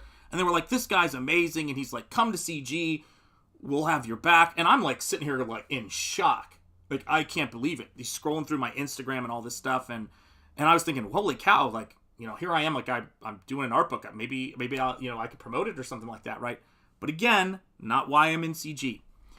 And then the next day, the stream was down, and there was a huge discussion the next day. Don't know if they're related, but there was a huge discussion about, by a particular creator who I haven't heard anything from in a long time, about how we've got to protect Comicsgate from these 40-year-olds who come in and want to, and I quote, jump the line. Now, this is somebody who had benefited very, very heavily from Ethan promoting them. Very, very heavily from Ethan. This is years ago, too. And I went on to do what I do because I don't do what I do for connections. It was like, it is what it is, man. I try to be nice to people. I know there are people out there who are crazy. But this was my first brush with people viewing Ethan as a commodity. Think about this for a minute. This is people viewing him, and I was kind of like, that's really gross, right? Jumping the line, like what? Ethan sees something he likes and he can't promote it because you think he needs to do it a certain way. It was really messed up. But long story short, the stream, was removed and all this stuff. And I went, oh, but here's the kicker. The person who was so concerned about people jumping the line, the person who had a major problem with Ethan spotlighting me, this was years ago. To this day, I'm pretty sure he hasn't put his book out. That's the reality of this. And that's why I think John is right. And Ethan, by the way, at that point was dealing with so much bullshit. So respect to Ethan. Ethan's always trying to do right by people. And people come after him. People come after him. People who he's helped come after him. It is insane. Hail, Ellie Munoz. I was just thinking about you and Waffles. Waffles will always be a part of this channel, man. Always, man. Yeah, that's right. He did. I feel you, Shanth. Yeah, absolutely. But it was crazy. Imagine getting that kind of spotlight, man. And it's crazy, man. Now we're talking. I don't know what he's doing. And here's the crazy part. I wish this person well, but it's when I watch other people getting promoted anywhere, I never think about it, how it affects me, ever. I have watched so many people get promoted on every channel possible. People always think about what they're not getting and what they are, never about what they are getting, right? It's like if you see when something bad happens to you, and you ask, why did this happen to me? That's fine. That's a normal thing to do. What really weirds me out is that it's you got to have the same approach with when something good happens to you. Do you know what I mean? When something good happens to me, shit, man, I think about why something good, I was thinking about this the other day. Michael, your comment comes at the perfect time, what I'm about to say. There's this lunatic in Australia who rollerblades on fire, last time I checked. And I've never met him. And his channel is just growing, everything like that. And he's doing this stuff. This is way back. Why is he promoting me, even though I'm going to screw up the launch? Think about the positive things. And I want you guys to understand this in CG, because this is the shit that's pissing me off. After that stuff, after somebody essentially just shitting on new people coming in who was getting promoted, and something that I thought was just that whole thing was crazy. I still went on to do the videos I've done for Ethan. I've still done to help everybody I could when I can and do things like that. That shit didn't happen because of something I got. That shit happened because of something I believed in. And the thing I came into CG for, this is what I want to make sure is clear, was not to have somebody give me my success. I thank God that things have happened the way they have. Absolutely do, because I know what I'm capable of and I know how to methodically build things. I've seen a lot of people get over-promoted and flame out. It's like winning the lottery. You don't want to be that way. I am quite happy doing what I'm doing. But I thank God for Michael all the time for doing stuff like that. I just wish I hadn't screwed up the launch for him. Michael, I'm so sorry. It's weird. I'm so grateful for anyone thinking I'm someone worth reading. Dude, reading radio, you kill me. Of course. Of course, man. Yeah, Bancroft is good with hard things. He is. He absolutely is. He knows how to, lay it down. And by that, I mean pipe. I just finished New Orleans, yeah. If it wasn't hard, everyone would do it. Eric was screaming about that the other day. The hard is what makes it great. You're absolutely right. And hail all. Indeed, Raiden Radio. Yeah. But you can't be... Yeah, stairs are second best work of art. That's right. God, stairs are killing me. Michael Bancroft, the Lucent, arrived safely yesterday. There you go. And I just got speaking of people who work their asses off and are amazing, this frickin' Cyberfrog PVC, I cannot wait to take out of the box and check it out. It is a stunner, man. So thank you, Ethan, for this, man. This is so great, man. Yeah, can't show comments today for some reason. What's going on? You mean you can't... I don't understand. You can't show comments today for some reason. I don't know what that is. Something going on with the mod stuff? What? That is really... They must be doing something, because they just changed a bunch of mod stuff. And I don't know what that is. They have a managing mod thing and a this thing and a that thing. It's really gotten weird. Yeah, keep me posted on that, man, because I don't know what is going on with that. Truly do not. Yeah, they did a bunch of hinky stuff like that. Yeah, it's my job to promote my work. Absolutely. It's my job to promote my work. It's my job to get people to notice, to follow me. It's my job to be successful. If others notice and promote. Actually, what's weird is I can't even see hidden comments on the YouTube feed over here, and I'm logged in, so I don't know what's... Yeah, AI mod overrides maybe. Oh, it could be. You're right. Yeah, I can't approve any messages. It's probably them, man. Because, they're getting cracked down on big time right now as a company.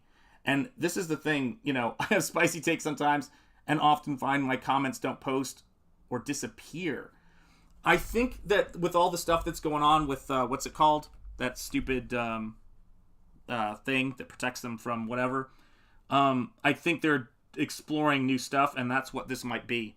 That actually must be the federal government actually is who's cracking down on them. Yeah, it's that what's it called? You guys know what the damn thing is called? It's like the only number you hear in some spaces, and the thing that allows them to just be platforms and not be responsible for shit while still acting as publishers and censoring specific people. It's kind of interesting, but I forget what the hell it's called. But yeah, that.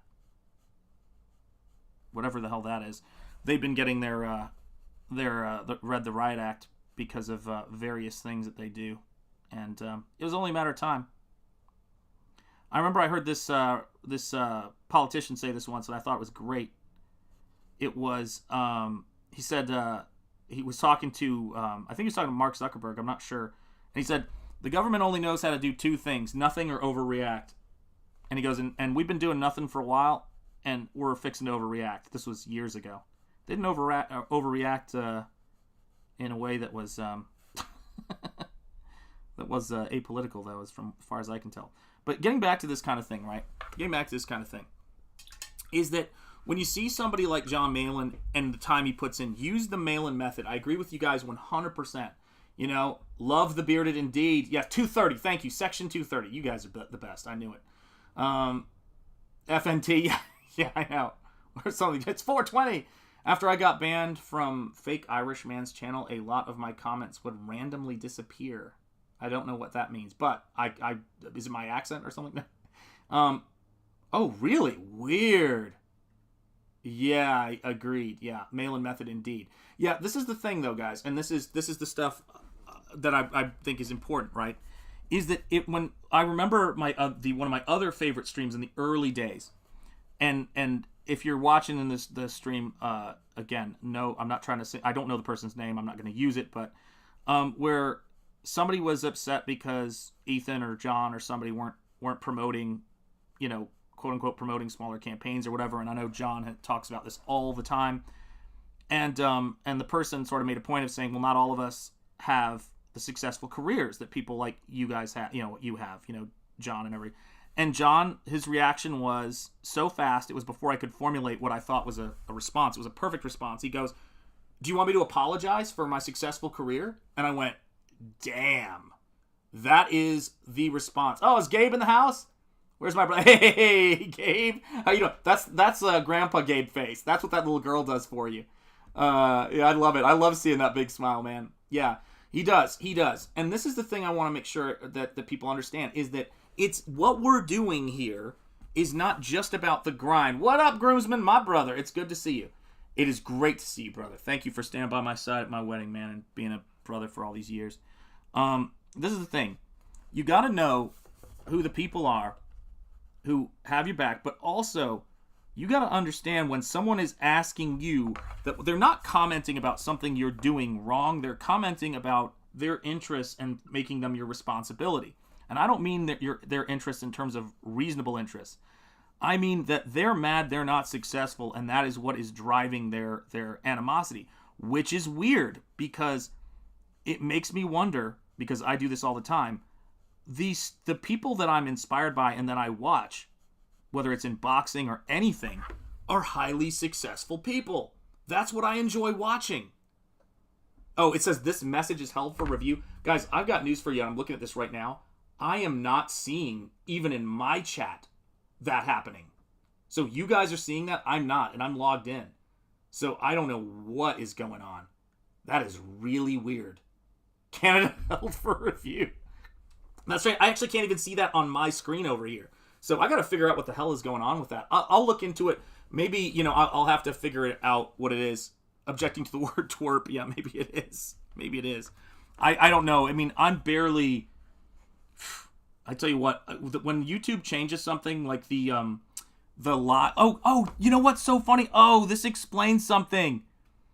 So somebody was commenting in the chat about a serious situation from what I can tell. And again, I'm taking this on faith, but I've had, and it's, put his name in it, so I don't think it's an issue.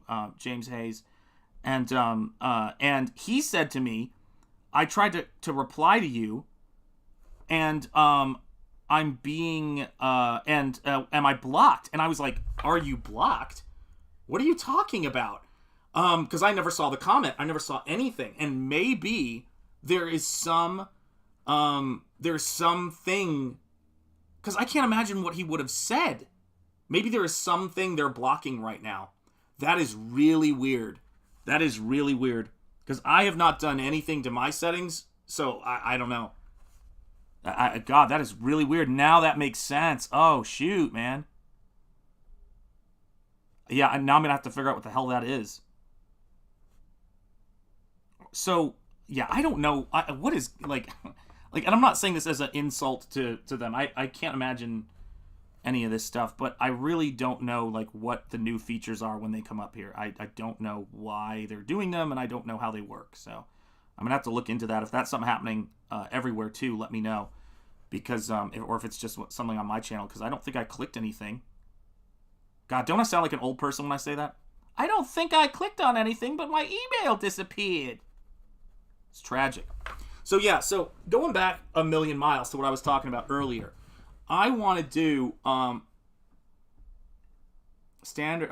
You may have to assign a master mod so that standard mods can get their roles. Weird. I love that you guys are testing it. One mod to rule them all. Censorship has become very sophisticated. It's well beyond just keywords, the combination of words that can be yeah, that's weird. Yeah, I've had that happen on other channels before. YouTube has some form of automated moderation. Okay, copy. There you go. Who knows? It's like we're just going to keep doing what we do, and we'll have to learn as we go. I'm sure other people will be talking about it. But here's the bigger sort of issue that we're dealing with here is that I was listening to RAZÖRFIST, talking about various things, and I've seen Eric July trying to do and doing effectively things about let me educate you on where X, Y, and Z came from. But I think there's some very important stuff with regards to basic horse sense, how people expect you can talk to people however you want to talk to people, but people are not going to talk back and have any interest in continuing communications with you if you talk a certain way.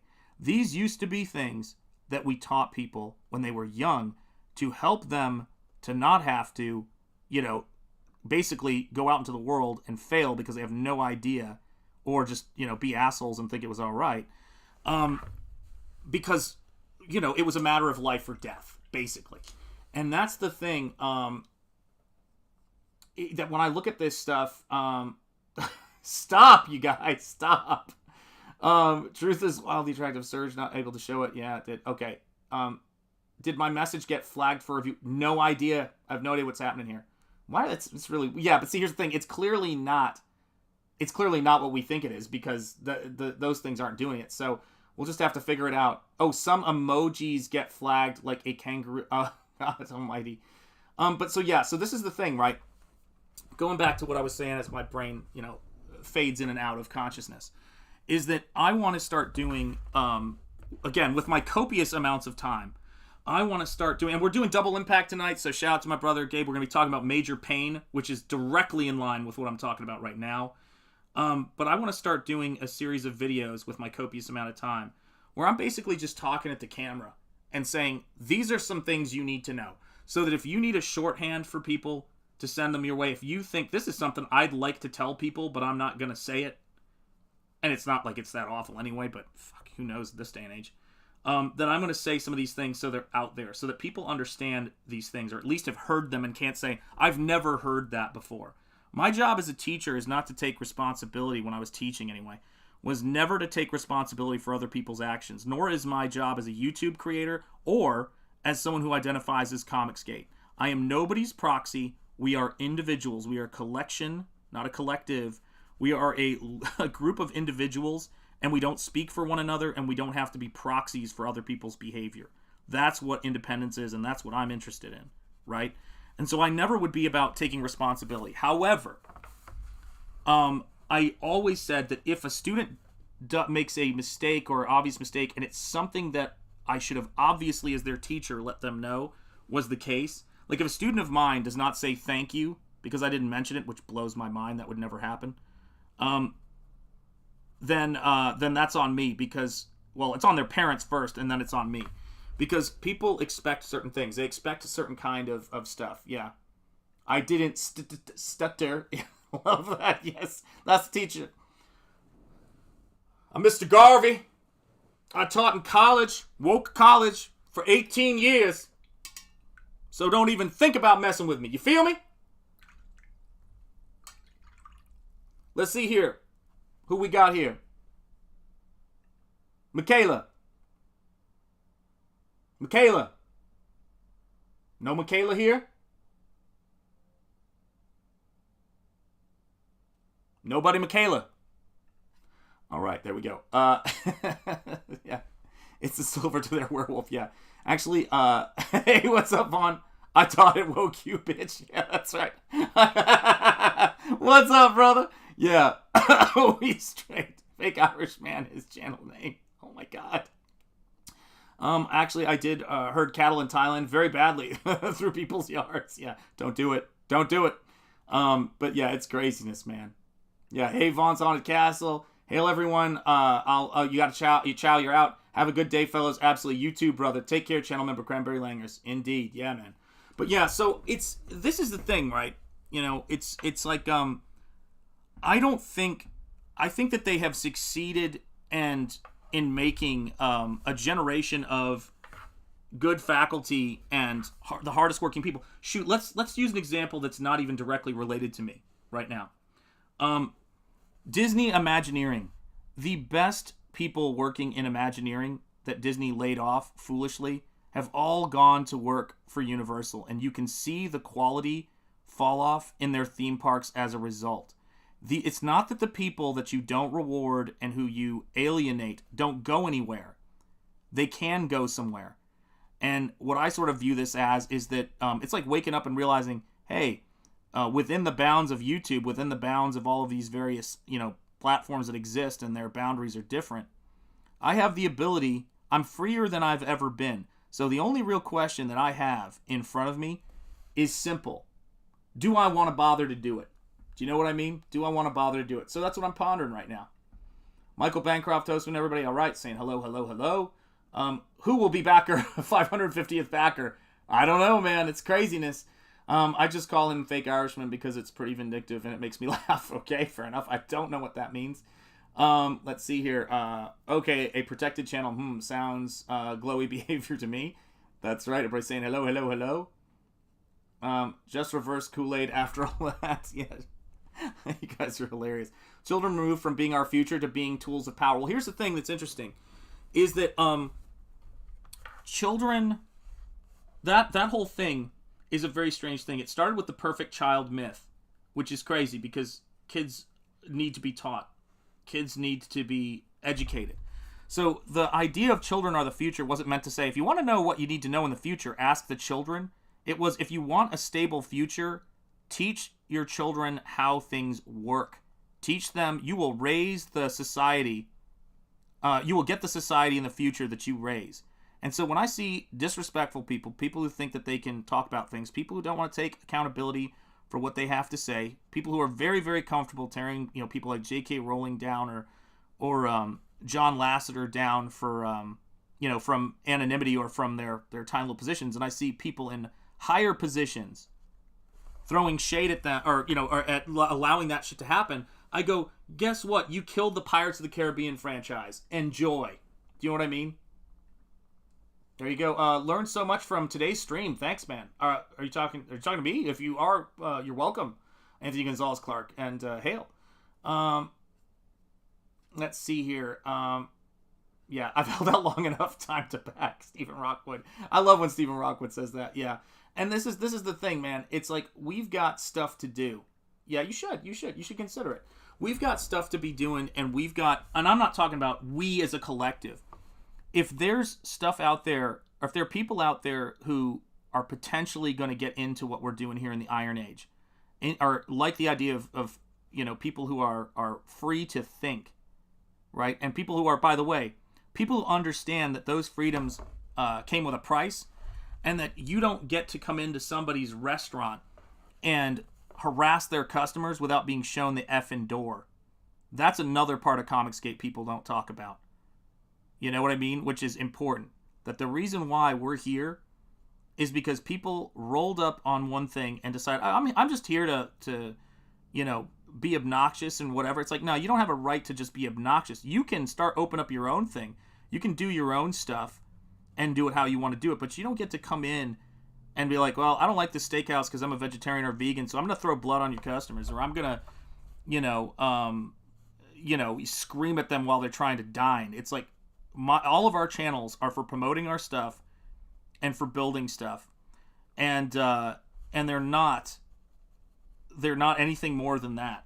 I play trailers. I like to do that, but that's my choice. No one in CG asks me to do that. Nobody has control over that. And it's like, it's a very strange thing, because we had the latest word in academia, this will not shock some of you, but disgust some of you, was being disruptive. That's what they said. They go, we want students who are disruptive. And I said, you want students who are disruptive? To who? To the educate. I got Fatal right over there, dude. It's great, man. It's beautiful. Okay,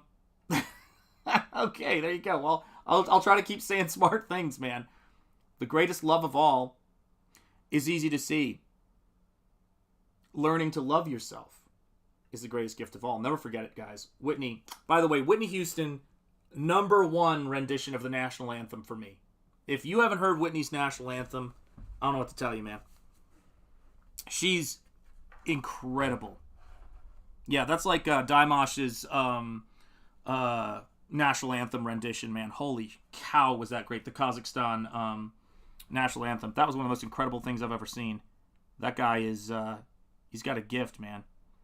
But yeah, I mean, it's an interesting thing, because people who actually have interests and are motivated and want to learn some shit, it's like, they're different.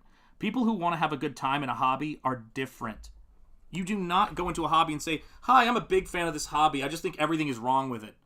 Oh, I'm a big fan of Comicsgate. I just don't like this because, one, Comicsgate isn't one thing. I mean, it's technically, Ethan owns a trademark for it, and honestly, in that sense, it's whatever, he says it is, so I can't speak for that. But it's crazy to think that that people are just going to be like, yeah, come over to my house and talk to me like I'm garbage. It's like, it ain't going to happen, right? And that's what I love. It's like, we get to do our own thing here.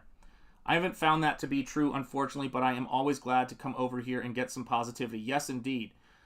Which thing I haven't found to be true? True, unfortunately, but I'm always glad to come over here and get some positive. I'm not exactly sure what that is.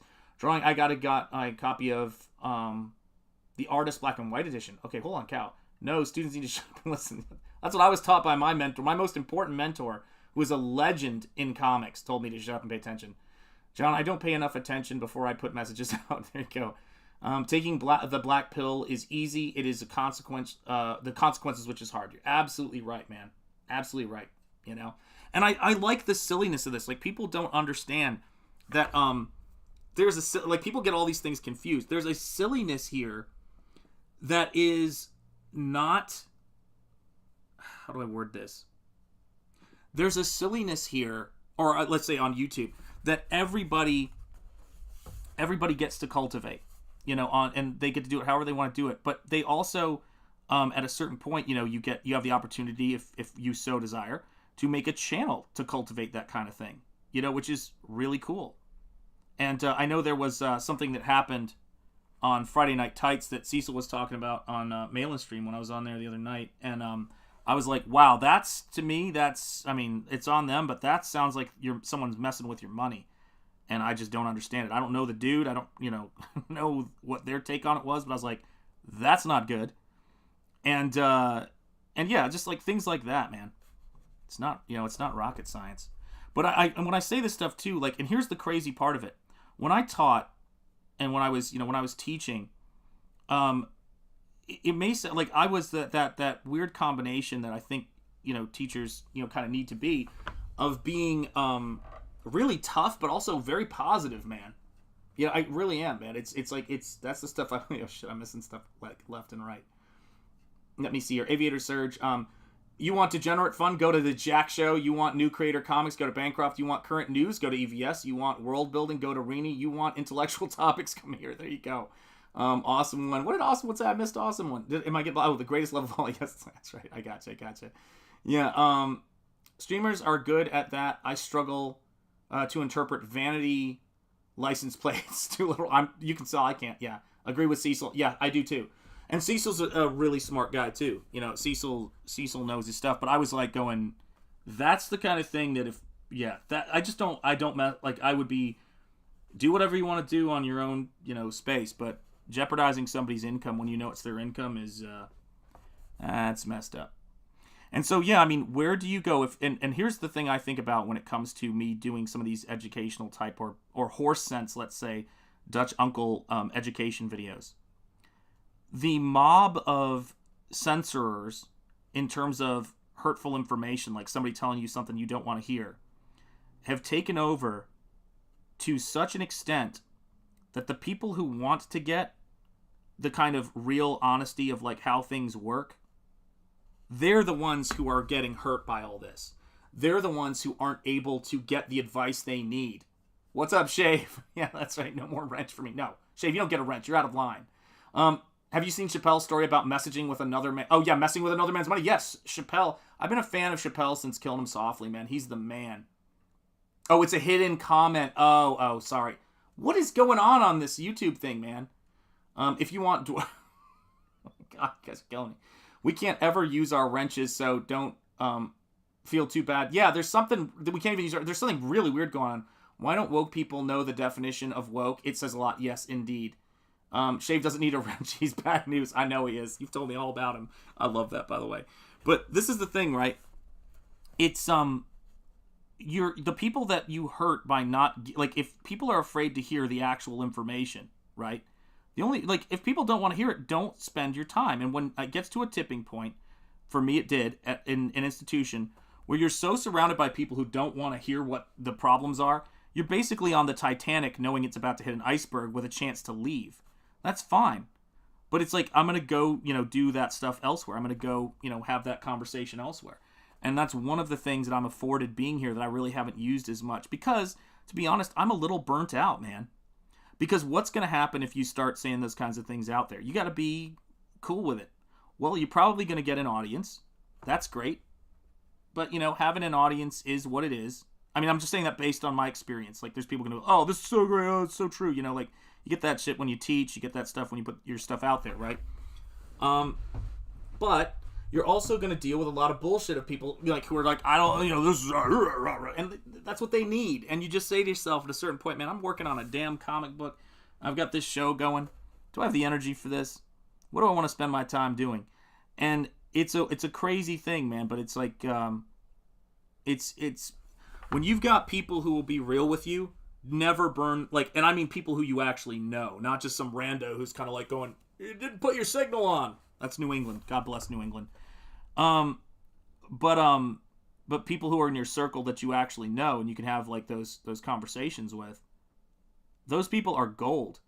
And I've never understood chasing, people with those people in their lives, chasing those folks away. And you know who they are. You know who your folks are that you go to when you have a question, When you're like, hey, dude, I got a question. What do you think about this, man? Like the family stuff, the real stuff. You've got your people, right? That you go to, that you trust. That's what it's about. And with teachers, when people ask me, because was hard on my students, people would ask me, who have you got that's good that we can hire? Who have you got? Absolutely. Shave doesn't need a wrench. She's bad news. Signal. Yeah, I don't know. What's going on? Is that the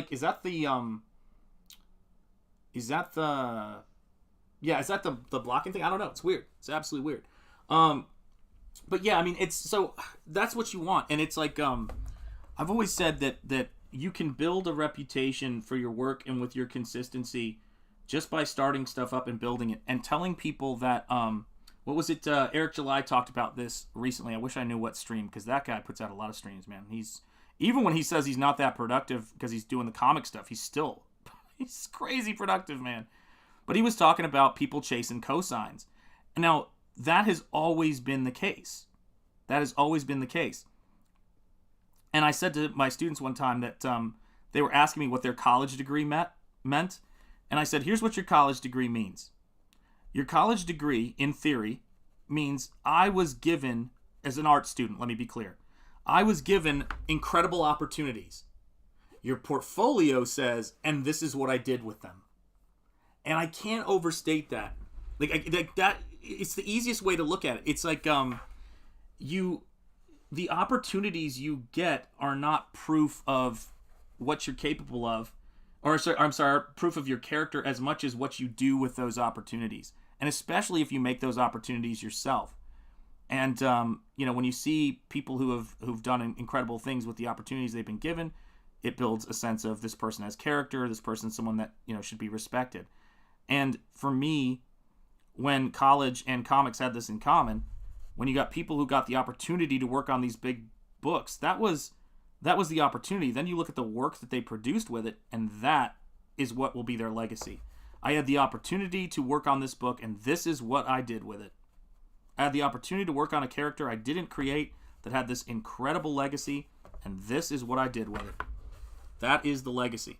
It's a different legacy than if you try to create something from scratch and it becomes something huge like, say, Teenage Mutant Ninja Turtles or any of these great books that are out there. That's a whole different kettle of fish. Holy cow, General Piggy, my God, dropping a super chat. Is it art? Is it an art faux pas if you mimic someone's art style, not tracing or anything, but drawing in a similar style? No, it is not. It's only a faux pas to people who don't know the history of it, man. Let's see here. I never chase cosine, only sine and tangent. Agreed. So let me get you a cheerleader here for this, my friend. Here you go.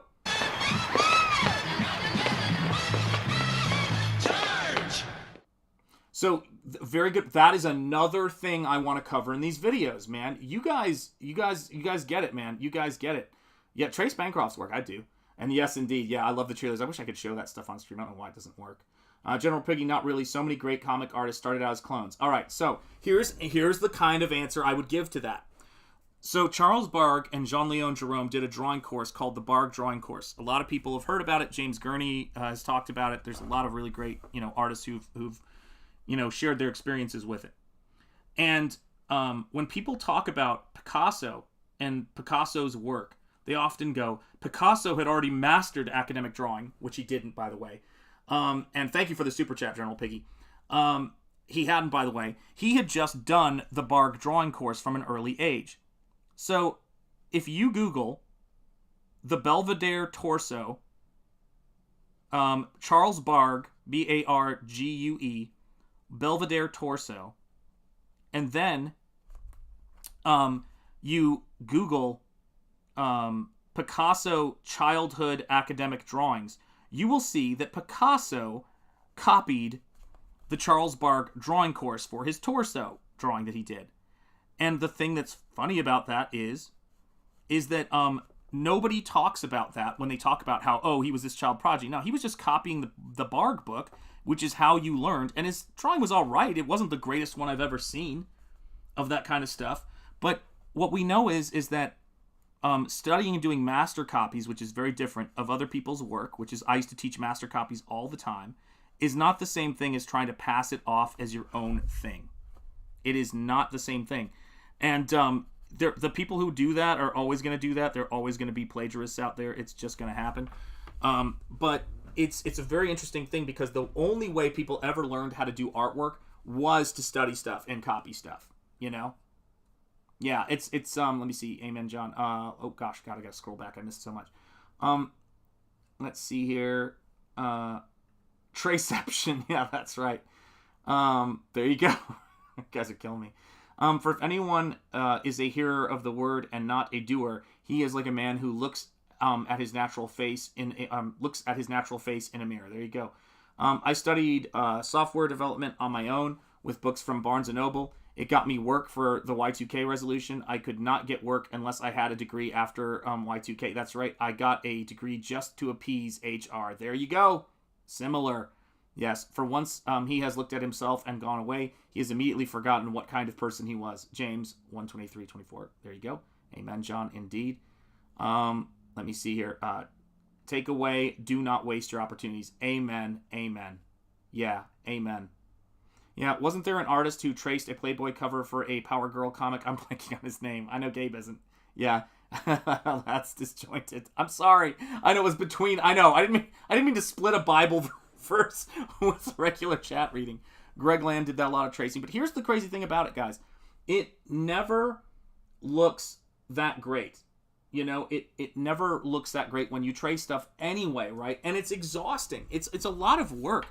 I use reference. I always talk about this. I use reference from a website that has. It's incredible. It has 360 rotations of the figure in artist poses. It is great. They do great stuff, and yeah, they're just terrific at what they do. But you have to mess with stuff because oftentimes the real stuff looks kind of weird.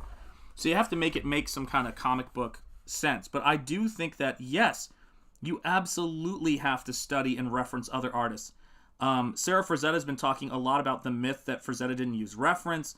There are so many examples of exact figures that he copied, you know, like in some cases really copied, you know, in his paintings. They weren't the core of it, but they were there. The whole point of it is if you give a bunch of artists all of the stuff that Frazetta used, you're not going to get another Frazetta. And that's how it is. Yeah, college degrees are becoming more and more necessary, but less and less useful. Well, it's interesting because, what's the word I'm looking for? There are more and more people, a lot more people right now, who are afraid to hire college students. So it's actually getting to this point to where we're seeing an interesting pendulum swing, right? Because... you know, people are like, if you've been educated in all of this stuff, are you going to destroy my company? And that's the assumption now. You know, we can now just AI art and AI novel. Now that's right. Before you can talk, you must. Oh shoot, I didn't click on it. Before you can talk, you must learn to speak. Learn your art fundamentally by copying for a bit, then use that to express your art your way. And yeah, you've got to be living your life too. You've got to go out and you got to talk to people. Like, I was reading a buddy of mine this novel I've been chipping away at as a cool down for when I'm doing this work, and it's the same thing with the violin. You know, I play the violin to kind of cool down from doing this work, but it's like, you know, I can't. What I'm writing about are oftentimes it's not how do I put it? It's not just write what you know, although hopefully you know something. You got to bring some kind of wisdom to it, some kind of life experience to it. And that's the thing that I'm always looking for, you know? But if not college students, then who are they hiring? Masters and PhDs? Here's a creepy thing. I know several people in the special effects industry right now. They've always been hiring high school students from all over the world because of their skills. They've hired so many prodigies from all over the world. But they're actually in the States now, more and more of these companies are looking to hire people who are, they're hiring high school students and paying them like starting salaries for freelance work. It's kind of nuts. And it's happening a lot because kids are going online, they're teaching themselves this stuff, and they know how to do it. You know, yeah, it's really crazy. I've become an AI art junkie trying to get a good picture. It's not that easy. Yeah, well, everything is not that easy when you look at it, right? Like, we know this. You know, everything is not that easy. And I don't know, it's weird. I always look, when I see other people doing their job, whatever that job is for the most part, I always think that, you know, wow, there's probably so much more to that job than what I can see right now. If you approach things with that attitude, you're going to find, and this is all this basic whiskey wisdom, you're going to find a much better world waiting for you on the other side. But if you go into a space and you are a noob, if you're still wet behind the ears, as they say, and you are like, hey, you know, I'm going to tell you how to do things, which is what so many people think will make you seem like you're valuable. I don't think they know what it sounds like, is the best way I would put it. Then you're going to have a very tough road ahead of you. A very tough road. And there's nobody even explaining this stuff to people. Like, I've watched a lot of kids, you know, who just get to a certain age, and it's usually very, very early, who are going to be hindered in all of their interactions with adults going forward. Hey, Tammy A, what's up? It is great to see you. Yeah, I'm super sad today. Oh my gosh, Aaron Rodgers is now in your chat. I'm sorry, Tammy A. Tammy A, I take off my cap for that. Hand on heart. I am sorry. Real Sean Crummel, it is great to see you. Afternoon, kids. Afternoon to you. So now they're pushing the college nonsense down into primary schooling. You got it. Do you guys see how this stuff works? That is how it works. You're absolutely 100% right. That is what they do. And I should say, just to clarify, because I'd hate to not clarify. It's important to clarify these things. Is that what we have right here is, oh, there we go. Channel member, Tammy A. Tip my cap to you. We've got Skip Edwards in the house. Hail, Skip Edwards. How are you doing, my friend? It is great to see you. Roger's heel turn is complete. There you go, man. That's brutal. When noobs at my job try to come up with a smarter way, I just laugh in their face. Well, I'll give you a really good example. Here's an example of something. Actually, I don't know if I can talk about this because this concerns my wife's job. Yeah, okay, so this is unrelated, but I'm not going to talk about that one. But when people come into a new space, my wife had a substitute teacher, so this goes back a ways, who came into the new job as a substitute teacher and decided to clear out a desk with old photos of students' artwork from, like, the history of the school. They just came in, they saw this stuff, didn't know what it was, and they just started throwing it away. My wife goes, why are you throwing this away without asking anybody, like, what it does? Why is it here? And, doesn't Tammy A have a wrench? I thought oh, God, guys, I don't even understand what's happening anymore. I don't understand this wrenching stuff. So, oh, interesting. Okay, guys. I will get you a wrench, Tammy A, but allow me to say something. I just tried to mod Tammy A, and it said error. The plot thickens. That is really weird. Let me try something else here. I'm going to type something in the chat. Hang on a second. Shoot. There we go. Let's try this. Nope. It's not letting me do anything there. Okay, so that didn't work. Yeah, I don't know what the hell that is. That is really strange. Let's see here. Yeah, I've outlasted almost half the operations piece at my job. Seeing newbies be really opinionated about things that they are dead wrong about is hilarious. Yes. Wrench don't mean anything as they don't have... Yeah, there's something going on, guys. I hope it's not my channel. Yeah, job turnover is crazy. It's a warning. Don't trust Tammy A with a wrench. Tammy A, bad news. You're Russian. You guys are laughing, but I'm telling you, there's something we're going to find out about that's doing this because this is weird. You guys are telling me this the same time it's giving me an error message. Something's up, man. Something is definitely up. They've changed something, and it could just be a what's it called? It could just be a just an error on their end. It could be a temporary glitch. We'll see. Maybe they're going through and trying to fix something right now. But yeah, so it's like I've seen, and here's another one. If you hang around Comicsgate long enough, and Iron Age and YouTube, people come and go, and people burn out too. It's not like it's some perfect place, But the thing is that when you've been around long enough, you start to realize more and more that consistency is the thing that you got to remember. You got to view things long term.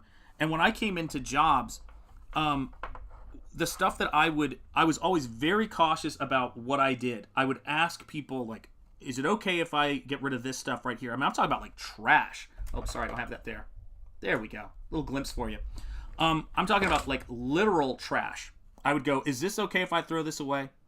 Is it all right if I throw this away? And that's the way I did it. But I can't imagine just walking in and just tossing a bunch of stuff out because you don't know what it is. It's weird. I mean, you hope these people don't get a job in accounting and then go through the old files and throw out people's stuff, man. It's crazy. Oh, gotta make sure I get that in frame. Sorry, guys. There we go. I had to bet between something suspicious going on and user error. I would pick, well, yeah, that's Biden. Yeah, that's right. Biden's got you on a list. I have all the power, but no idea how to use it. Indeed. Maybe I'm in YouTube jail. I hope not. I'm back. Hey, what's up, Phil? Update on which thing? I'm not sure. You're in a mental health photo. Crazy turnover there forever. Yeah. Oh, yeah. That's true. Yeah. Yeah, I can imagine. I just want to double check things. Yeah. Tammy is your Russian. Yeah, there you go. Let's see here. Hey, all. Yes, indeed. Hey, Scottsley. Good to see you, my friend. Homeless shelter, but it might as well be a behavioral health group home at this point because of the intake of incompetence and because lots of crazies just have nowhere they can stay in treatment. Yeah, absolutely. I just got back home and you're still streaming. Yeah, I know. I'm going to be wrapping up in a little bit, but yeah, I got to keep streaming sometimes. Sometimes if you have an update for the... Oh, gotcha, update. Yes, errors occur till... Yes, I bet you that's what it is. I bet you it's an update. You're absolutely right. So, what was I going to say? Shoot. God, what were we just talking about? Something. Turnover. Jeez. It's related to that, but it could be gone. Yeah, it could be completely gone. That could just be what it is. Yeah, and that's what it is, man. It's like, when you see people who don't... Well, you see people who are willing to do that, the same people who are willing to do that with civil rights, of other people's civil rights and other people's freedoms. It's the same mentality. There was this thing that, what is the philosophy? You guys might know the philosopher. Oh God, I go on, Tammy, I go on completely randomly. It's when I'm painting, usually, and health depending, but I usually go on in the afternoons, you know? And they said, that, there was this theory that if you come to a wall in the woods or a fence in the woods, and you don't know what the fence is for, learn what it's for before you take it down. And you guys may have heard of this stuff before. But it's, I forget who the person was who came up with it. And it's such a wise sort of statement because it's like you have to ask so many more questions once something gets to a certain level of complexity.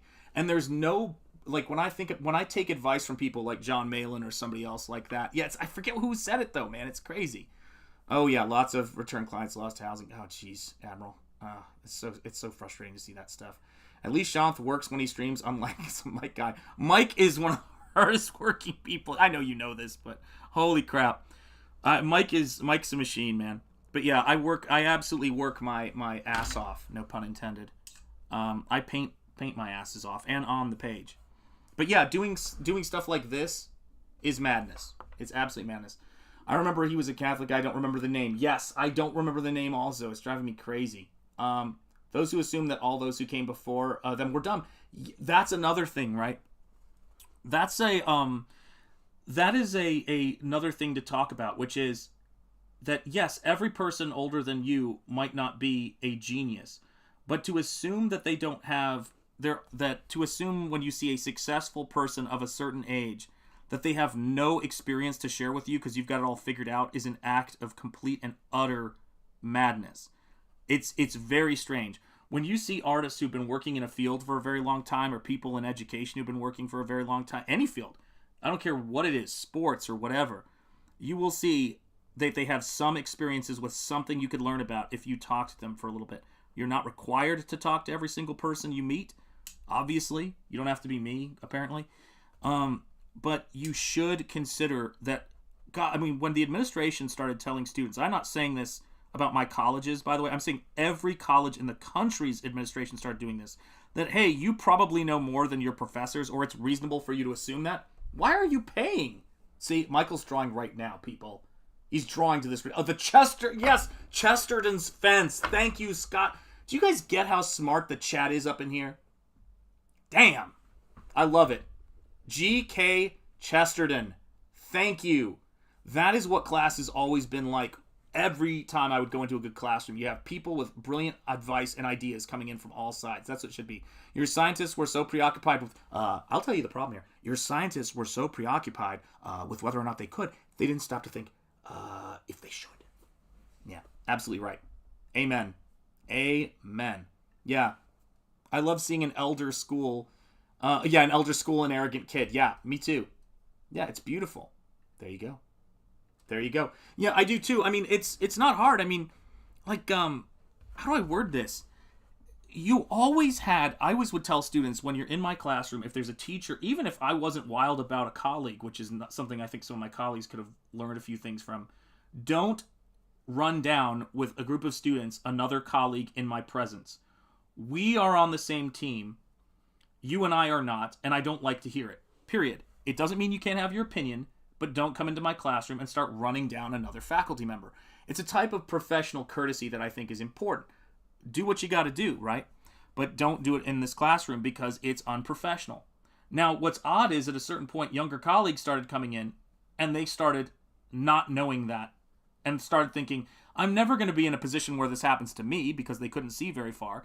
And they would actually run down colleagues, and I'd be like going, wait, this teacher said in class this about another, like, what the hell? It was so strange. And there's different, it's like trying to parent with somebody and not being on the same side. And the administration, the students and new faculty really lost the plot on that. And good luck. They'll see what it gets them. Colleges are, when you talk about how important a college degree is, colleges are closing down, particularly private colleges, left and right. Colleges that are 100 years old or so. You're going to see more of that. Because even if you went with, universal college, which they're trying to go to, which I think would be an absolute disaster. Because the colleges aren't doing much with their money right now. Yeah, G.K. Chesterton is the GOAT. His poem, The Ballad of the White Horse, and Mr. Brown's stories are amazing. Yes, indeed. Father Brown, fact check. Gotcha. Sowing dissension and strife should never be a path to success. It is not. But here's the thing that people think about. They go, what effect does this have? I have seen, I have heard students say to me that with impunity they've had classmates tell them that because of their race, when they speak, they are silencing other people's voices, underrepresented people's voices. When you pay tuition and you no longer have a right to speak in a classroom based on an immutable characteristic of yourself, to me, that's just evil. Period. Full stop. And that's the kind of thing that I'll never be a part of. And when administrators and bully students start doing that stuff, that's what I'm talking about. Because you're not even getting people's best ideas, and there could be something that somebody wants to hear another student say that they're not getting to hear. And that's crazy. That's crazy. Yeah, unfortunately, though, you're absolutely right. My Feelings Are Hurt 101 is now taught in Woke U. Yeah, PCU is, if you watch the opening scene where he's walking on the college campus, it might as well be taking place today, which is weird. Yeah, maybe we'll have to do that movie on Double Impact at some point. But it's like, it's not about what you say. It's not about, I used to tell my students this, I used to go, it's not about talking shit, it's about doing shit. That's all it comes down to. And it's like, if you're not doing shit and you're just talking shit, then that's fine. But that's not something that most people are going to get paid for. So good luck with that. You better be the best shit talker in the world if that's what you're going to try to do. Otherwise, you're going to offend a lot of people who are actually doing work. I'm not going to be too thrilled to see you later on. It's strange. There's a lot of, if there's one thing I would teach anybody, it's like, don't go out of your way to make unforced errors. It's never an unforced error, particularly if it's sincere, to talk positively about people. And that's why I would say, I don't think it's hard to talk positively about people. Now I take a page out of Cecil's book on that. Shut the F up. Yeah, Cecil knows. The fuck kind of gobbledygook is that? I don't know which one, mine. What I just said? Because I don't know what I just said. My sentences are no longer going to make sense at this point. Oh, man. I think I'm like, what is this? Holy cow. I'm like 2 hours into this. Oh, yeah. My brain is pudding. So, yes, guys. Yeah, I would show, there's a couple of things I would show students. If somebody wanted to, if I could show something to art school students freshman year, in addition to showing them Idiocracy, I would show them Art School Confidential. That would mortify people. You guys should review Idiocracy, which now may be Prophetic Documentary. You're right. Absolutely. Art School Confidential. Oh, yeah, that's right. Out of Cecil's book. I gotcha. Shanth Enjeti Art, the silent. Oh, yes. Oh, yes. That bit. Yeah. That, like, all right, man. You know this. But I'm preaching to the choir, I know, but that's fine. I'd rather be in this room than the other room. And let's see, and you guys saw this, you guys know, but those are the scales we've been working on, man. Is that if you were ever in a situation where you actually experienced prejudice and you were actually dealt with it, you would never, ever be able to sign on for that.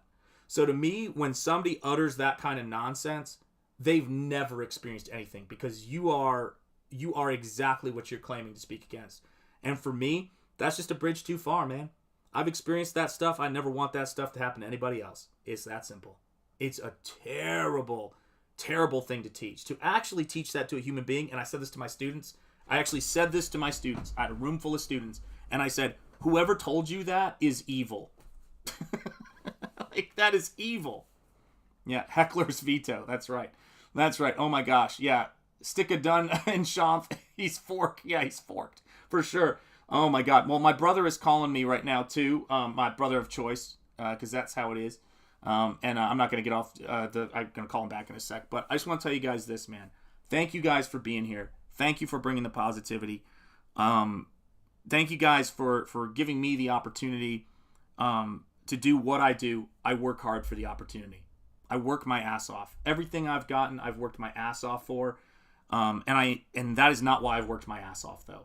It's because I'm driven to do this stuff, and I love it. I love making work, and I love working hard. And I thank you guys for being here. Do hit the like if you haven't yet. Do make sure you're subscribed. I'm going to look into this mod thing, but I bet you it's an update on YouTube. If it's giving me an error message, it's got to be. And thank you for being here. Yeah, I'm Hispanic. I live in Mexico. I've never experienced any sort of prejudice based on race in my life. Yeah, it's a strange thing, man. We're living in times to where we want to move away from this, but what we're trying to do right now is we got to build a roadmap. We got to tell people what the options are and how much better they are. Really, we have to demonstrate through excellence where you'd rather be. Comicsgate's doing it. The Iron Age is doing it. Bow indeed. Thank you, John. Much love, brother. And yes, thank you guys so much. You're very welcome, Aviator Surge. Thank you. Thank you for being here. God bless you guys. And I will talk to you guys soon. As always, let me just say this. Have a wonderful, wonderful day. Whether it's morning, evening, or night. And yeah, peace, which is my name. And stay gold, because you are gold right now, guys. Take care. I'm going to play the credits and show our channel member names. And thank you guys so much for being here. It is really, really appreciated. All right, gang. I just want these two chats to pop up so I can show them real quick. There we go. Bye, brother. Thank you, Groomsman. Everybody have a good day. Thank you, Stephen Rockwood. It's great to see you guys in here, and I really do appreciate it. Holy cow! Wow, tons of them just came in. Let's see here. Yes, everybody have a good day. Bow says Timmy Mellow. Sia says John. Let's see here. Shanth bow to you, Admiral. It's great to see you. Sia says Michael Bancroft. All hail CG. Long live the Iron Age. Amen. Later chat says Aviator. God bless you. And thank you, channel member Soul Curialt. I'm so glad you're here, and thank you for backing the channel. Here you guys go. Much love.